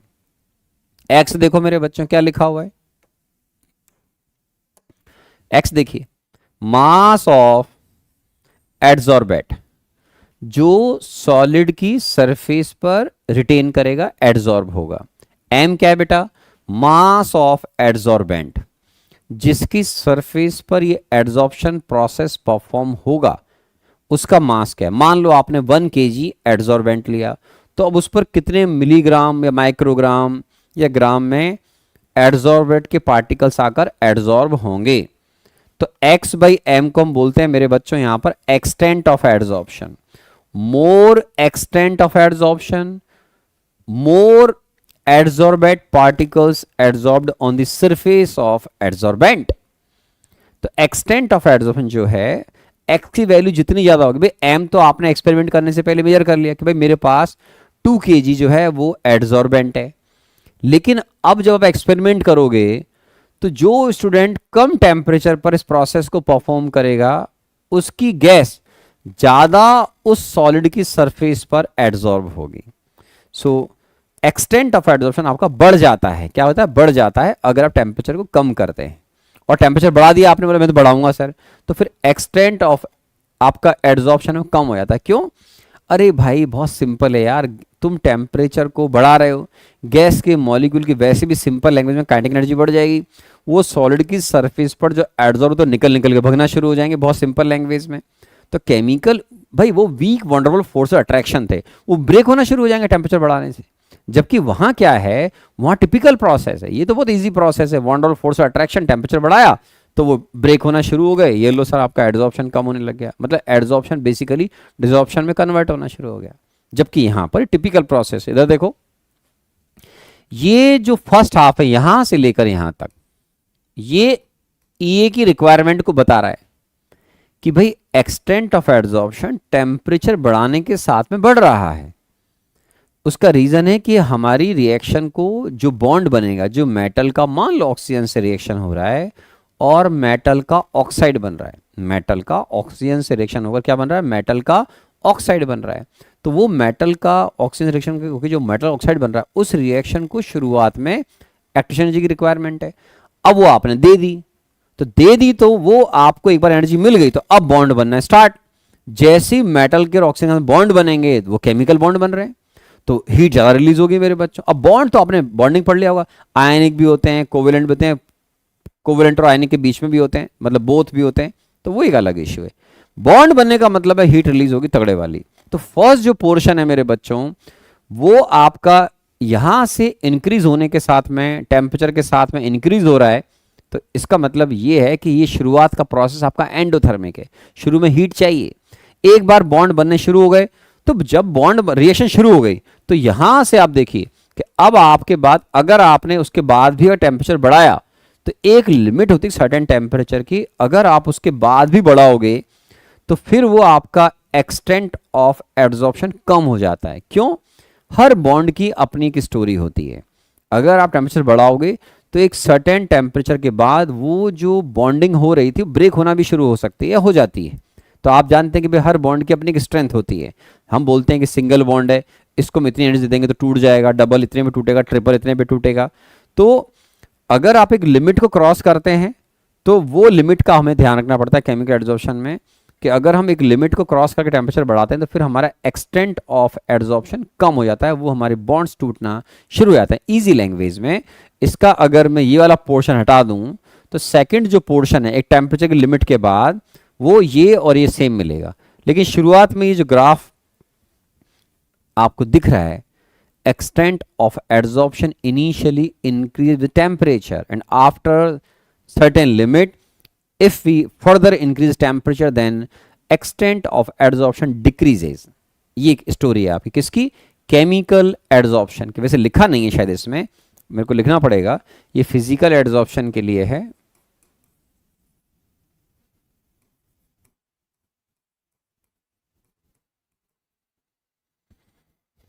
और ये हमारी केमिकल एडजॉर्प्शन के लिए।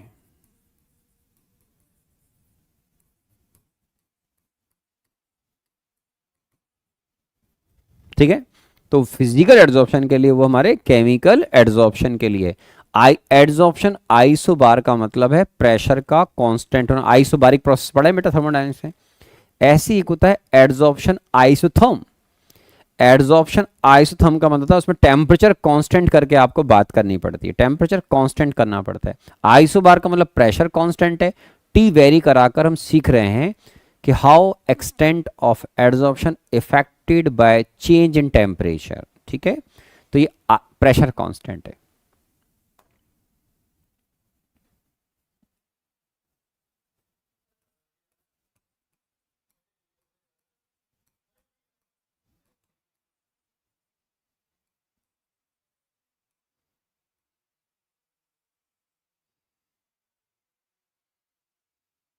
ठीक है, ये देखिए आराम से, ये एडजॉर्प्शन आइसोथर्म है, इसमें टेम्परेचर कांस्टेंट है। आप बोलोगे ठीक है sir, both adsorption increases with increase in temperature. दोनों में एक अच्छी बात है, चाहे केमिकल हो चाहे फिजिकल, दोनों एडजॉर्प्शन हमारे टेम्परेचर को कांस्टेंट रखें और अगर प्रेशर बढ़ाएं तो बोथ एडजॉर्प्शन या both type adsorption increases with pressure. तो प्रेशर बढ़ाने के साथ में मेरे बच्चों ये बढ़ रहे हैं। आराम से देखिए, शुरुआत में ये लेवल थोड़ा अलग है, शुरुआत में डिपेंडेंसी ज़्यादा है, बाद में ये डिपेंडेंसी कम हो रही है और यहां पर आकर तो मेरे बच्चों कमी हो गई। ये पीएस है, पीएस का मतलब सैचुरेशन प्रेशर। ऐसा क्यों, सोचो। शुरुआत में एक सॉलिड की सरफेस पर, इनिशियल स्टेजेस में सॉलिड की सरफेस पर अगर किसी गैस को फ्लो करवाओगे तो शुरुआत में तो सारे एक्टिव साइट्स उनकी खुली हुई हैं, पड़ी हुई हैं, अवेलेबल हैं एडजॉर्प्शन के लिए। अब जैसे जैसे आप गैस को फ्लो करोगे सॉलिड की सरफेस पर जो अनबैलेंस फोर्स में बैलेंस होना शुरू हो जाएंगे, उनकी सरफेस पर एडजॉर्प्शन होना शुरू हो जाएगा। तो धीरे धीरे वो लेस सरफेस या active sites are available for adsorption. तो फर्दर अगर आप शुरुआत में डिपेंडेंसी प्रेशर बढ़ाने से ज़्यादा बढ़ रहा है एक्सटेंट ऑफ एडजॉर्प्शन, तो बाद में कम हो जाएगा, कम होता जाएगा धीरे धीरे। क्यों, now less active sites are available for adsorption. और टेम्परेचर और प्रेशर बढ़ाओगे तो एक सर्टेन लिमिट के बाद ऐसी सिचुएशन आएगी कि प्रेशर बढ़ाने के बाद भी एक्सटेंट ऑफ एडजॉर्प्शन नहीं बढ़ेगा। इस प्रेशर का नाम है सैचुरेशन प्रेशर। क्यों, सरफेस का अपना एक लिमिट आ चुका है कि भाई मान लो कोई इंडस्ट्रियल प्रोसेस है, पर सेकंड पर वो सर्टेन पार्टिकल को एडजॉर्ब कर सकता है, तो आप उससे ज़्यादा फ्लो करोगे तो वो एडजॉर्ब नहीं करता है। ठीक है, तो ये एडजॉर्प्शन जो आइसोथर्म है इसमें टेम्परेचर कांस्टेंट रखते हुए अगर आप प्रेशर बढ़ाएंगे तो एक्सटेंट ऑफ एडजॉर्प्शन बढ़ता है। अब ये जो फिजिकल एडजॉर्प्शन है, स्पेशली हम फिजिकल एडजॉर्प्शन की बात कर रहे हैं कि फिजिकल एडजॉर्प्शन में आप जितने लो टेम्परेचर पर रिएक्शन करवाएंगे, मान लो 3 स्टूडेंट हैं आप लोग, ठीक है सर, तीनों स्टूडेंट टेम्परेचर कांस्टेंट रखते हुए एक्सपेरिमेंट कर रहे हैं। तीनों स्टूडेंट, एक स्टूडेंट ने टेम्परेचर को 290 केल्विन मेंटेन किया, ठीक, दूसरे ने 300 मेंटेन किया, तीसरे ने 320 केल्विन मेंटेन किया। तो हमारी कंसेप्ट के अकॉर्डिंग तीनों अलग अलग स्टूडेंट ने टेम्परेचर शुरू से उनके एक्सपेरिमेंट में कांस्टेंट मेंटेन किया, लेकिन वो कांस्टेंट टेम्परेचर तीनों के लिए अलग अलग है। तो जो स्टूडेंट जितने लो टेम्परेचर पर अपनी रिएक्शन या अपना प्रोसेस परफॉर्म करेगा, फिजिकल एडजॉर्प्शन, जो स्टूडेंट जितना लो टेम्परेचर पर अपना फिजिकल एडजॉर्प्शन प्रोसेस परफॉर्म करवाएगा, उसके केस में एक्सटेंट ऑफ एडजॉर्प्शन उतना ही ज्यादा आएगा। तो देखिए आप, x/m और p का ग्राफ है, किसका है, x/m, और ये p का ग्राफ आपको दिख रहा होगा। यहां देखो, ये T1 टेम्परेचर पर है, ये T2 पर है, ये T3 पर है। तो मुझे यहां पर ये एक्सटेंट ऑफ एड्सॉर्प्शन मैक्सिमम, यहां मुझे मिनिमम नजर आ रहा है। तो टेम्परेचर, इसका मतलब ये है कि T1 हमारा हाईएस्ट टेम्परेचर है, या T3 बोल लीजिए हमारा सबसे कम टेम्परेचर। जेई मेन एडवांस में ये सब पूछे जाते हैं ग्राफ, तो नेचर हमको मालूम होना चाहिए। तो ये टेम्परेचर का इम्पैक्ट अगर आप देखें फिजिकल एड्सॉर्प्शन पर, तो जो स्टूडेंट ज़्यादा टेम्परेचर पर एक्सपेरिमेंट करेगा उसके लिए एक्सटेंट ऑफ एड्सॉर्प्शन उतना ही कम आता है। और ये डिपेंडेंसी भी एक्चुअल में प्रेशर की रेंज के अकॉर्डिंग वेरी करती है। शुरुआत में बेटा ज़्यादा डिपेंड करता है, बाद में कम डिपेंड करेगा, और बाद में इंडिपेंडेंट हो जाएगा। तो ये 3 स्टेजेस आती हैं हमारे अलग अलग। इन पर हमारे 2 साइंटिस्ट ने एक्सपेरिमेंट परफॉर्म किए थे। एक सर थे फ्रेंडलिक और एक थे लैंगमूर। बोर्ड के सिलेबस में लैंगमूर नहीं आता है, फ्रेंडलिक आता है। और आई थिंक आप अपने बोर्ड की बुक को पढ़ेंगे तो उसमें लैंगमूर होगा भी नहीं, बट फिर भी मेरे कहने से लैंगमूर की 2-4 लाइनें याद करना। बिकॉज कोई मान लो व्यक्ति ऐसा पेपर बनाए जो 20-25 साल पहले उसने किताबें पढ़ी हों बोर्ड की, तो बोर्ड की किताबों बहुत सालों पहले 20-25 साल पहले था सिलेबस में लैंगमूर एंड फ्रेंडलिक, जितना मुझे याद आ रहा है। तो आपको 2 साइंटिस्ट की इक्वेशन याद करने, फोकस आपको फ्रेंडलिक पर करना है, फ्रेंडलिक पर पढ़ना है। लेकिन 2 लाइनें मेरे कहने से आप लैंगमूर की याद कर लीजिएगा, नहीं करें तो आपकी मर्जी, बट फ्रेंडलिक तो आपको याद करना ही पड़ेगा। इन सर ने जो एक्सपेरिमेंट परफॉर्म किए एक्सटेंट ऑफ एड्सॉर्प्शन के प्रेशर के साथ में, how extent of adsorption depend on pressure at constant temperature, इसको जब स्टडी किया तो सर ने ये इक्वेशन डेवलप करी कि x/m is equal to k into P की power 1/n, where k is the constant, p is pressure and n is also constant, depend on nature of gas and adsorbent। Adsorbent और gas के बीच में किस तरह के attractive forces हैं उसके अकॉर्डिंग फ्रेंडली कांस्टेंट के की वैल्यू वेरी करती है। तो बता रहा हूं मैं आपको आराम आराम से। उससे पहले मैं आपको एक बड़ा इंटरेस्टिंग एग्जांपल बता रहा हूं, बहुत इंटरेस्टिंग एग्जांपल। ऐसे ही मैं ये नहीं कह रहा कि इसको रटो, बस केवल देखने के लिए। क्या लिखा हुआ पढ़ो।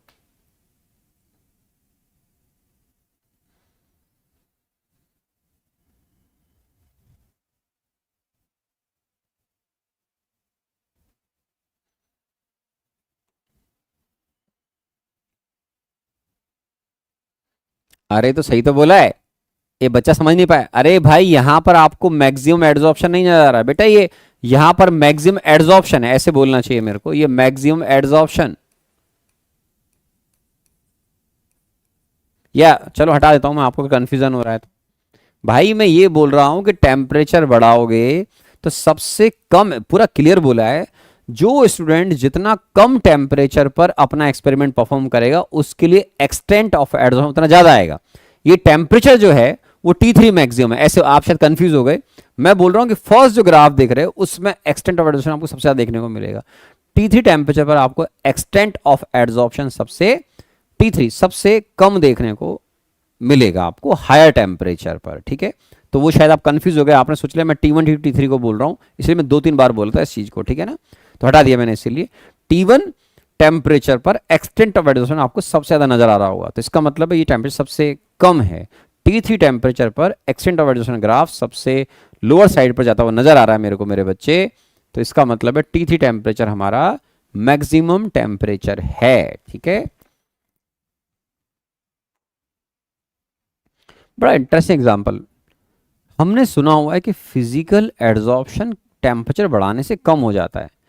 क्या ऐसा होता है कुछ केसेस में? जो आप सामने के केस देख रहे हैं, रटना नहीं है, बस देखना है कि अगर आप टेम्परेचर बढ़ाएं तो फिजिकल एड्सॉर्प्शन ऐसा होता है कि टेम्परेचर बढ़ाने से कम हो रहा है, तो क्या पता एक टाइम के बाद एक टेम्परेचर बढ़ाओगे तो खत्म ही हो जाए, और वो फिर और बढ़ाओ तो पता लगा कि केमिकल रिएक्शन हो गया, केमिकल एड्सॉर्प्शन हो गया। तो उसका एक्सीलेंट एग्जाम्पल मैंने रखा, शायद बोर्ड की बुक में शायद ये अब ना हो शायद। तो ये जो पार्ट है उसकी बात कर रहा हूं कि 83 केल्विन पर आपके रूम में नाइट्रोजन है। आप बोलोगे मेरे रूम में क्यों है? अरे एयर है यार, N2 और O2 है। अब मेरे बच्चे रूम में कहीं ना कहीं आपकी लोहे की टेबल होगी या कुर्सी होगी या कुछ तो होगा लोहे का। आप बोलोगे हाँ सर लोहे का तो काम तो कुछ तो होता ही है, आयरन तो रूम में होता ही है किसी ना किसी फॉर्म में। तो वो आयरन वैसा का वैसा ही है, नाइट्रोजन घूम ही रही रूम में, तो नाइट्रोजन और आयरन उनके बीच में कोई एड्सॉर्प्शन आपको रूम टेम्परेचर पर देखने को नहीं मिलेगा। हम कौन सी कंडीशन में सर्वाइव करते हैं? नॉर्मली देखो, हमारे सर्दी पड़ेगी, टेम्परेचर 2, 5, 10, 20 डिग्री जाएगा, गर्मी में 40-45 चला जाएगा। तो 0 डिग्री से जो हम 40-50 डिग्री के बीच में जीते हैं, उस रेंज में नाइट्रोजन कोई रिएक्शन या कोई एड्सॉर्प्शन आयरन के साथ में नाइट्रोजन गैस शो नहीं करती है। लेकिन अगर आप उसी एक्सपेरिमेंट को बहुत कम टेम्परेचर पर करें, देखो क्या लिखा हुआ है मेरे बच्चों, 83 केल्विन पर। किस पर? 83 केल्विन पर। तो 83 केल्विन का मतलब कितना हो गया? -190 डिग्री सेंटीग्रेड। तो उस पर देखा जाता है कि वो नाइट्रोजन जो गैस है वो आयरन की सरफेस पर फिजिकली एड्सॉर्ब हो जाती है। क्या होती है? फिजिकली एड्सॉर्ब हो जाती है। और रूम टेम्परेचर पर आते आते वो सब खत्म है एड्सॉर्प्शन। अरे रूम क्या होता है बोल रहा हूं मैं, आप जीते उसमें 0 डिग्री के आसपास भी कुछ नहीं होता एड्सॉर्प्शन, सब बकवास, तो खत्म हो जाता है, नो एड्सॉर्प्शन। लेकिन अगर आप 500 डिग्री सेंटीग्रेड से थोड़ा आगे जाएं, उसके आसपास जाएं, 500 के आसपास लिखा हुआ है एट 773 केल्विन, 500 डिग्री सेंटीग्रेड पर ये आयरन और नाइट्रोजन से मिलकर बनता है उसका नाइट्राइड। तो इसको बोलते हैं chemisorption of nitrogen gas on iron surface. तो फिजिकल एड्सॉर्प्शन हुआ नाइट्रोजन का ऑक्सीजन के साथ में एक बहुत कम टेम्परेचर पर। फिर वो यूं समझो कि टेम्परेचर बढ़ाया तो फिजिकल एड्सॉर्प्शन कम होता गया, फिर वो खत्म हो गया। फिर उसके बाद एक सर्टेन टेम्परेचर पर उन दो गैस या उस सॉलिड के एड्सॉर्बेट और एड्सॉर्बेंट बोल लीजिए आप, उनके बीच में रिएक्शन हो गई, तो वो केमिसॉर्प्शन हो गया। तो इसको हम ऐसे बोलते हैं कि physical adsorption at low temperature may pass into chemisorption at temperature if temperature is increase या as temperature is increase. Temperature increase होने के साथ में ऐसा हो सकता है। ये कोई रूल नहीं है कि ऐसा होना चाहिए, क्योंकि because chemical adsorption highly specific nature है, पर पॉसिबल है, जैसे मैंने एग्जांपल दिया सामने, क्योंकि वो गैस और उस सॉलिड के बीच में केमिकल रिएक्शन होगी, ये उस गैस की और उस मेटल की रिएक्टिविटी पर डिपेंड करता है। ठीक है, तो ये मेरे बच्चों हम बात कर रहे थे फिजिकल एड्सॉर्प्शन की। फाइन,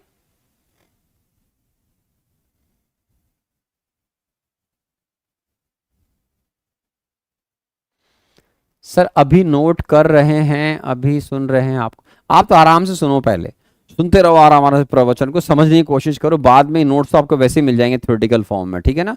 तो ये आपके लिए, मेरे जो बच्चे पूछ रहे हैं, तो आप नोट्स बनाने के बजाय इस समय मेरे ख्याल से आपको आराम से प्रवचन को ध्यान से कंसंट्रेट होकर ऐसे सुनना चाहिए, समझने की कोशिश करनी चाहिए मैं क्या बोल रहा हूँ। क्यों?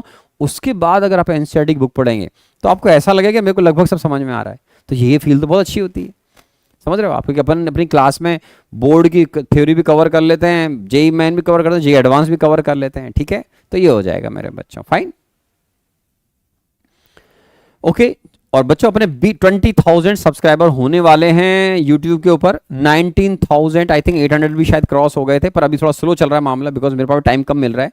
पर कोई बात नहीं, आप अपने दोस्तों से और आप लोग जिन्होंने यूट्यूब मेरा चैनल सब्सक्राइब ना करा हो, तो सोडियम सर नरेंद्र अवस्थी के नाम से कर सकते हैं। वैसे मेरे ख्याल से अपनी क्लास में काफ़ी बच्चे ऐसे हैं जिनके नाम भी पहचाने लग गया हूँ, तो इन्होंने सब्सक्राइब कर रखा होगा। ठीक है, तो आसपास आपके कोई दोस्त अच्छे हों तो वो भी कर लें, नहीं करें उनकी मर्जी, कोई टेंशन वाली बात नहीं है। ठीक है, अब आइए आगे। अब देखिए फ्रेंडलिक एड्सॉर्प्शन आइसोथर्म, तो ये अच्छा सर एनसीईआरटी में नहीं है क्या? सरफेस केमिस्ट्री नहीं है यार, ऐसा कैसे होना चाहिए भाई? आपके जेई मेन के सिलेबस में है, एडवांस के सिलेबस में है, बोर्ड से हटा दिया गया, इस साल मैं चेक करवा लूंगा। ठीक है ना, पहले तो हमारे सरफेस केमिस्ट्री तीनों में था सिलेबस में। ठीक है, तो अभी चेक कर लेंगे। एक बच्चा बोल रहा है सर एनसीईआरटी में नहीं है। 11 12 दोनों क्लास की एनसीईआरटी देखना बेटा। ठीक है, बिहार बोर्ड में मेरा सर सीट से क्या पढ़ लेंगे जो आप भेजोगे, बुक नहीं है क्या, पता नहीं क्या लिख रहा है, अभिषेक सिंह कुछ लिख रहा है, चलो कोई नहीं। तो अब देखिए ये है फ्रेंडलिक एड्सॉर्प्शन आइसोथर्म। क्या है बेटा? Freundlich adsorption isotherm. ये इसमें आप देखिए आराम से, यहाँ वाई एक्सिस पर एक्सटेंट ऑफ एड्सॉर्प्शन x/m लिखा हुआ है। ठीक है, टेम्परेचर कांस्टेंट है मेरे बच्चों, आप बोलोगे यस सर। अब कांस्टेंट टेम्परेचर, प्रेशर बढ़ाओगे तो शुरुआत में क्या होता है मेरे बच्चों, x/m शुरुआत में इज प्रोपोर्शनल टू, आपको P नजर आ रहा होगा। बाद में जो हम आगे सुनेंगे फ्रेंडलिक एडजॉर्प्शन, हम इक्वेशन देखेंगे जो होती है x by m is proportional to p raise to the power 1/n, वो एक मीडियम प्रेशर की रेंज में होती है, मतलब बहुत हाई प्रेशर पे नहीं लगती है इक्वेशन। तो यहां से जब आप आगे बढ़ रहे हैं मेरे बच्चों, तो यहां देखिए डिपेंडेंसी कम हो गई, तो यहां पर मेनली आपका जो फ्रेंडलिक एडजॉर्प्शन आयुस्तंभ एप्लीकेबल होता है, अगर ढंग से समझें तो।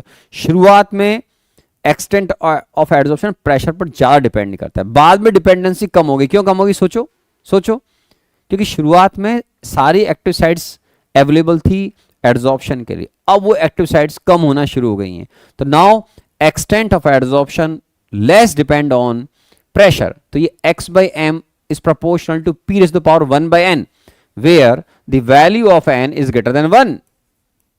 और ये जो 1/n की वैल्यू 1 से ज्यादा होगी, तो मान लो 2 3 हुई, तो वो आपका जो 1/n का वैल्यू लगभग वो 0.1 से 0.5 के बीच में मेरे बच्चों वेरी करता है, लगभग वो 0.1 से 0.5 के बीच में वेरी करता है। जैसे मान लो n की वैल्यू 2 हो गई या 3 हो गई, तो लगभग 1/n 0.33 हो जाएगा, इस तरीके से, है ना।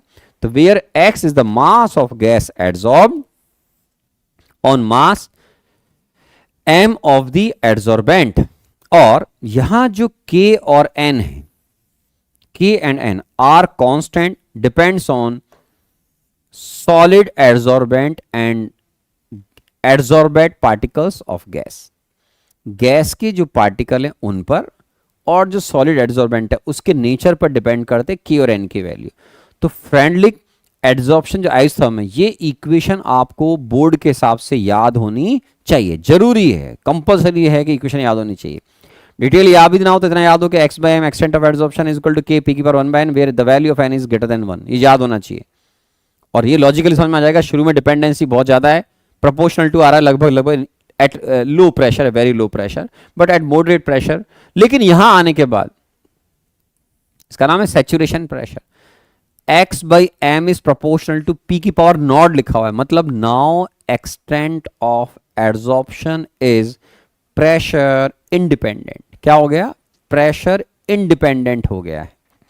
तो यहां ये जो प्रेशर इंडिपेंडेंट होने के पीछे रीजन क्या है? अरे सरफेस एरिया का लिमिटेशन आ गया भाई, तुम प्रेशर बढ़ाए जा रहे हो, तो एक लिमिट के बाद हमारा जो सॉलिड सरफेस होता है उसका सरफेस एरिया कांस्टेंट होता है कि मान लो वो एक सेकेंड में 50,000 पार्टिकल्स को एब्जॉर्ब कर सकता है। तो शुरुआत में तो आप कम रेट से भेज रहे हो, बाद में आपने प्रेशर बढ़ा दिया तो नंबर ऑफ मॉलिक्यूल ज्यादा फ्लो हो रहे हैं रिएक्टर के अंदर, तो भाई वो एक सेकेंड में 50,000 मॉलिक्यूल ज्यादा वो एब्जॉर्ब नहीं करता है। तो अगर किसी रिएक्टर में आप 50,000 से ज्यादा गैस के मॉलिक्यूलर फ्लो पर सेकंड कराओगे, तो बेड सारे पार्टिकल को, सॉलिड का जो बेड है, सॉलिड का जो सरफेस है, वो एक साथ 50,000 से ज्यादा पार्टिकल को एब्जॉर्ब नहीं करेगा। तुम कितने प्रेशर बढ़ा लो, उसकी लिमिटेशन फिक्स है कि वो एक सेकंड में इतने ही पार्टिकल को एब्जॉर्ब कर सकता है। तो x by m is proportional to p raised to the power not का मतलब हो गया ये सैचुरेशन प्रेशर आ गया।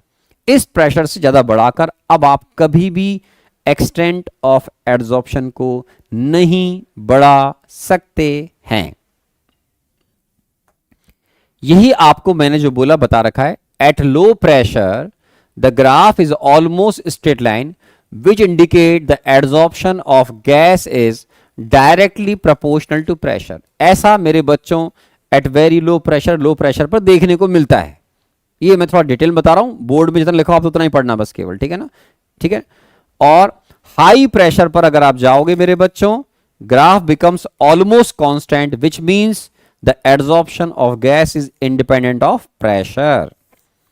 x by m is proportional to p nought, और you can say x by m is equal to k। Simply बोल दो ना यार कि यहां पर x by m is equal to k ही हो गया ना, p की पावर नॉट तो 1 हो गया मेरे बच्चों, ये तो 1 हो गया।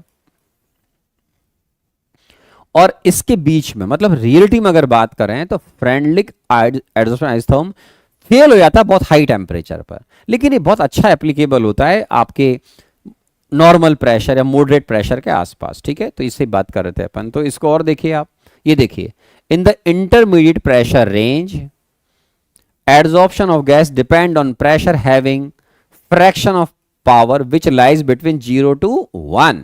मैं जो आपसे बात कर रहा था कि P की जो पावर है 1/n वो 0 से 1 के बीच में रफली 0.1 से 0.5 के आसपास आप मान लें। तो x by m is equal to k raise the power या k into p raise the power 1/n where the value of n is greater than 1।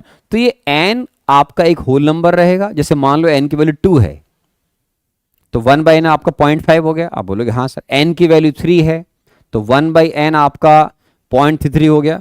तो ये n की जो वैल्यू एक होल नंबर होगा जो लगभग लगभग आपका 2, 3, 4, 5 भी ले लोगे आप, मान लो n को 5 तो ये आपका 0.2 हो गया।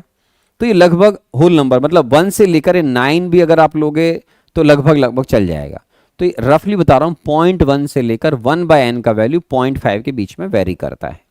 तो ये है हमारा फ्रेंडलिक एडजॉर्प्शन आइसोथर्म। अच्छा ठीक है, अगर आपका लेटेस्ट एनसीईआरटी के सिलेबस से हटा दिया गया है तो कोई बात नहीं, जेई मेन में तो आएगा बेटा और जेई एडवांस में भी आएगा। तो ठीक है, अगर आपके लेटेस्ट सिलेबस से हटा दिया गया है, क्योंकि मैंने देखा नहीं है लेटेस्ट सिलेबस इस साल का, तो अगर हटा दिया गया है तो ठीक है, कोई बात नहीं, बढ़िया। आप बोलोगे हमारे तो मजे आ गए सर, तो ठीक है, आप जेई मेन के हिसाब से पढ़ो भाई, सब पढ़ना तो पड़ेगा। जेई मेन में तो आता है, जेई एडवांस में आता है। जैसे सॉलिड स्टेट था, सॉलिड स्टेट आपका बोर्ड के सिलेबस में नहीं है, जेई मेन के सिलेबस में नहीं, क्यों जेई एडवांस के सिलेबस में। सॉलिड स्टेट की अपन तैयारी कर रहे हैं भाई, मानकर चल रहे हैं कि आप जेई मेन क्लियर करोगे, एडवांस दोगे। लेकिन मान लो किसी बच्चे को लगता है कि मेरे साथ जेई मेन पता नहीं क्लियर होगा या नहीं होगा, तो भाई उसकी चॉइस है, सॉलिड स्टेट पढ़े ना पढ़े, ठीक है। तो मैं भी चेक कर लूंगा एक बार, है ना, आप भी बोर्ड का सिलेबस चेक कर लेना। अपन तो जेई मेन और जेई एडवांस के लिए पढ़ाते हैं, पर अगर सिलेबस में नहीं है तो इलेक्ट्रोकेमिस्ट्री तो अभी भी होगा और काइनेटिक्स भी होगा, चेक कर लीजिएगा आप, है ना, ठीक है ना। हाँ सॉलिड स्टेट तो बहुत साल आया था, बहुत साल आया मेरे बच्चे, वो तो जाने कौन से जमाने से आ रहा है, अब बंद हुआ है, कुछ साल पहले ही बंद हुआ है सॉलिड स्टेट, ठीक है। तो ये देख लिया मेरे बच्चों अपन ने, है ना। अब ये आप सिंपल एक ग्राफ देख लीजिए, x/m is equal to k p raise to power 1/n। JEE main में कोरोना टाइम के अंदर इतने प्रॉब्लम आए थे इस इक्वेशन के ऊपर कि पूछो मत आप। तो ये आपका फ्रेंडलिक एडजॉर्प्शन आइसोथर्म है, इसका लॉग ले लोगे मेरे बच्चों तो log x/m is equal to log k plus 1/n log p आ जाएगा मेरे बच्चों। तो ये y इज इक्वल टू आपका mx प्लस c का इक्वेशन बन गया बिट्टू। तो ऑब्वियसली आपका जो इंटरसेप्ट है वो log k हो गया। आप बोलोगे यस सर, और आपका जो स्लोप है मेरे बच्चों c वो 1/, इंटरसेप्ट आपका ये c दिख रहा है आपको log k की फॉर्म में, और जो स्लोप है आपका मेरे बच्चों 1/n आ जाएगा। तो log x/m और log p का ग्राफ। जेई मेन में न जाने कितनी बार इस इक्वेशन को यूज कर चुके हैं, अलग अलग टाइम होता है ना पेपर, जैसे मॉर्निंग में रहा, इवनिंग में रहा, तो कई बार तो 2-3 दिन लगातार आया हुआ है। हाँ, कभी वो पूछता है n की वैल्यू, कभी वो पूछता है 1/n की वैल्यू, कभी बोलता है एक्सटेंट ऑफ एडजॉर्प्शन, वो घुमाता रहेगा इस इक्वेशन के आसपास। तो जेई मेन में फ्रेंडलिक एडजॉर्प्शन आइसोथर्म को मेरे बच्चों बहुत समय आया है, तो अपने को इस इक्वेशन को याद करने में कोई बुराई नहीं है, आएगा 3 नंबर देके जाएगा, वेरी सिंपल, ठीक है। तो ये वाला पार्ट भी हो गया। एक और एडजॉर्प्शन की इक्वेशन है, इसको बोलते हैं लैंगमूर इक्वेशन। क्या बोलते हैं? लैंगमूर, वो बताऊंगा मैं आपको। तो वो होता है, लेकिन पता नहीं वो आपको नहीं पढ़ने हो तो कोई खास बात नहीं है। पहले मैं आपको एक सेकंड एक पार्ट और बताता हूँ यार।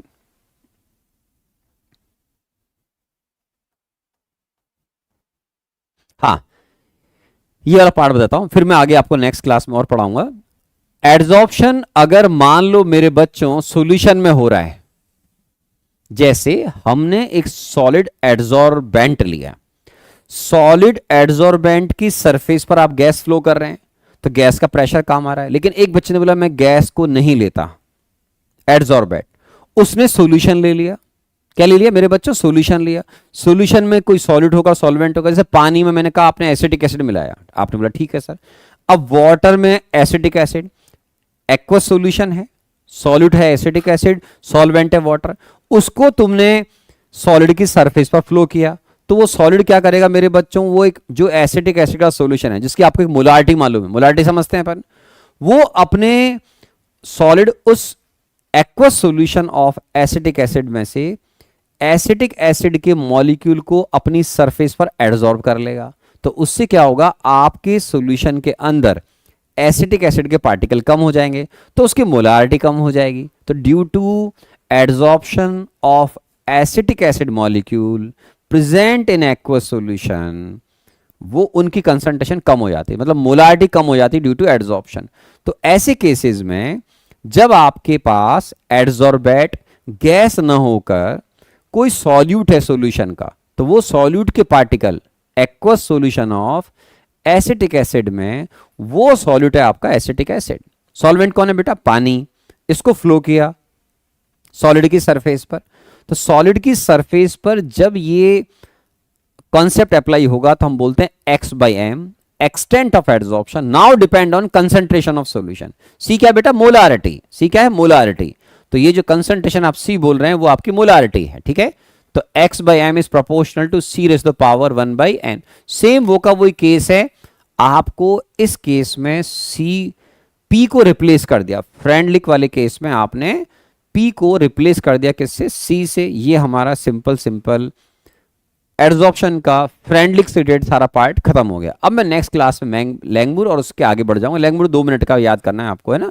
फिर अपन नेक्स्ट क्लास में और बात करेंगे मेरे बच्चों, ठीक है। पढ़ाई करते रहें, कंसंट्रेशन बनाए रखें, खुश रहें। Thank you very much.